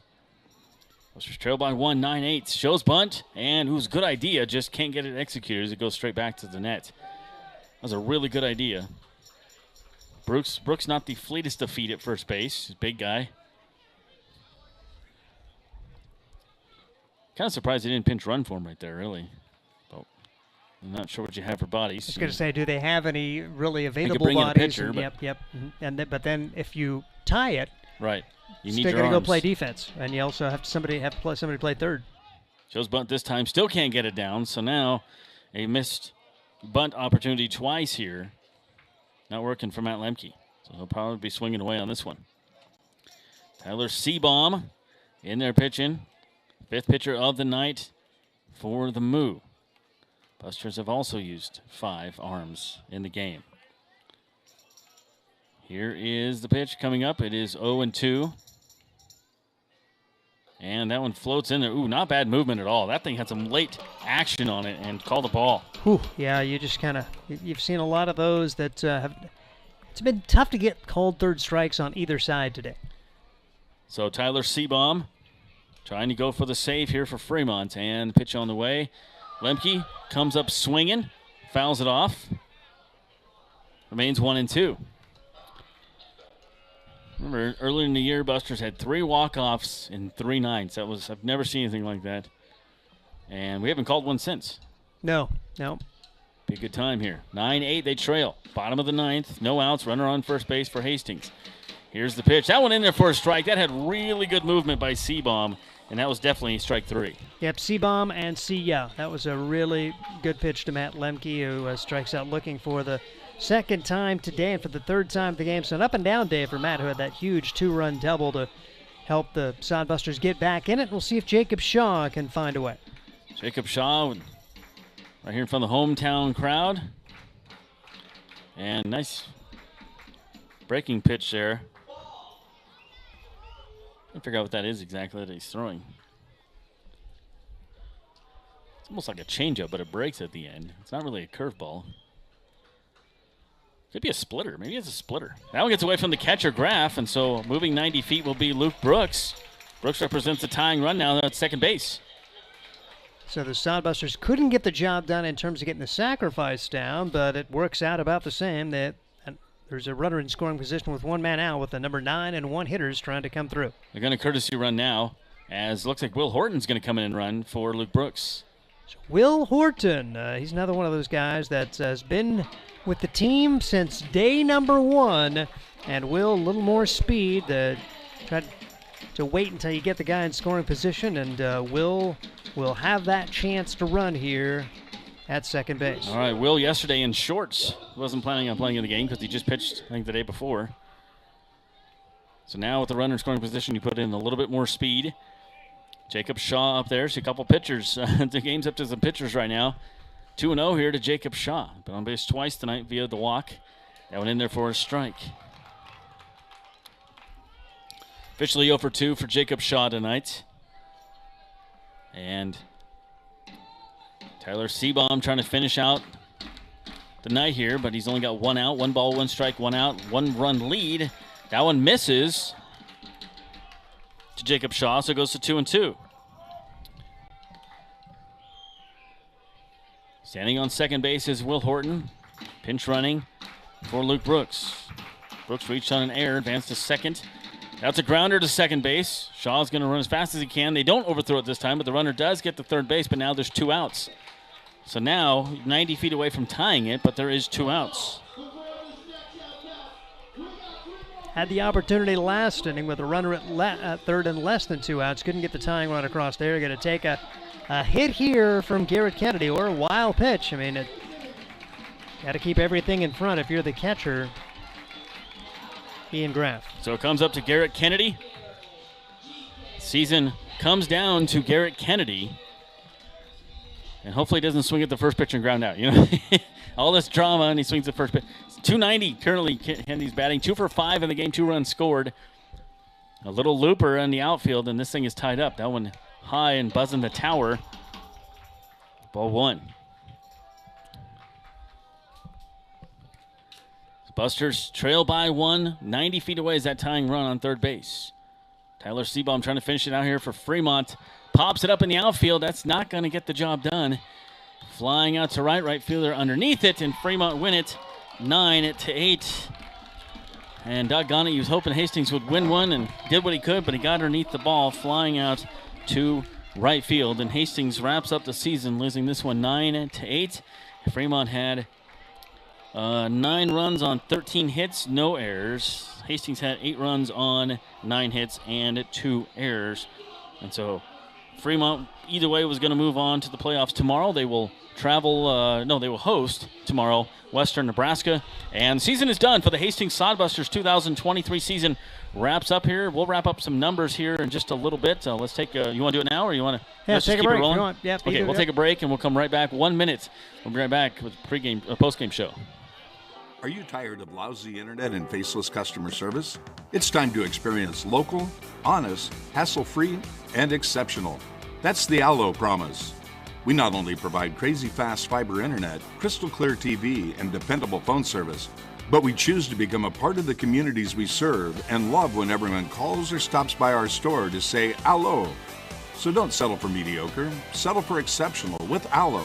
Visit us at allofiber.com/local. The Adams County Visitors Bureau is the perfect place to start your Hastings experience. Hastings is the birthplace of Kool-Aid. See the Kool-Aid exhibit at the Hastings Museum, along with many other exhibits and a planetarium. Enjoy the historic housing district, strolling through downtown parks, and beautiful shops. Whether you're visiting or you live here, the Adams County Visitors Bureau will help you find what you're looking for, from places to eat, things to do and see, to places to stay.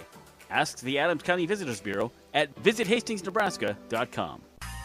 Well, doggone it, things were going good. You had the pass ball, some wild pitches. You thought maybe Hastings would be able to take advantage of some of that and tie this thing up, but just a pop out to right field, and that's just the way the cookie crumbles, as they say. But Hastings will wrap up the season with the loss, and if Fremont will move on to their playoffs tomorrow, which they were going to do anyways. But nonetheless, they take the win here 9-8 on that one. And you look at the first half for the Hastings Sodbusters, 14-13. In the second half, Busters have gone 6-19, and so now overall 20-32. So a very entertaining game tonight. A little different than last night, which was a very solid pitchers game. Sodbusters losing out 5-2 after they took a 2-1 lead with Fremont pulling away. Today, Sodbusters really could have closed with a whimper. They were down 6-1 after 2.5 innings, but to give them credit as they battled back. Got a run in the fifth, and I still think back to Garrett Kennedy hustling out an infield single, got a stolen base, and then the RBI single from Sawyer Dedelson to make it 6-2. But just that little energy kind of ignited them. Also were able to see Carter Centek exit the game, which helped, and Hastings put together a 5-run six to actually grab the lead at 7-6. You're thinking, hey, find a way to get some good relief pitching and go ahead and win this thing.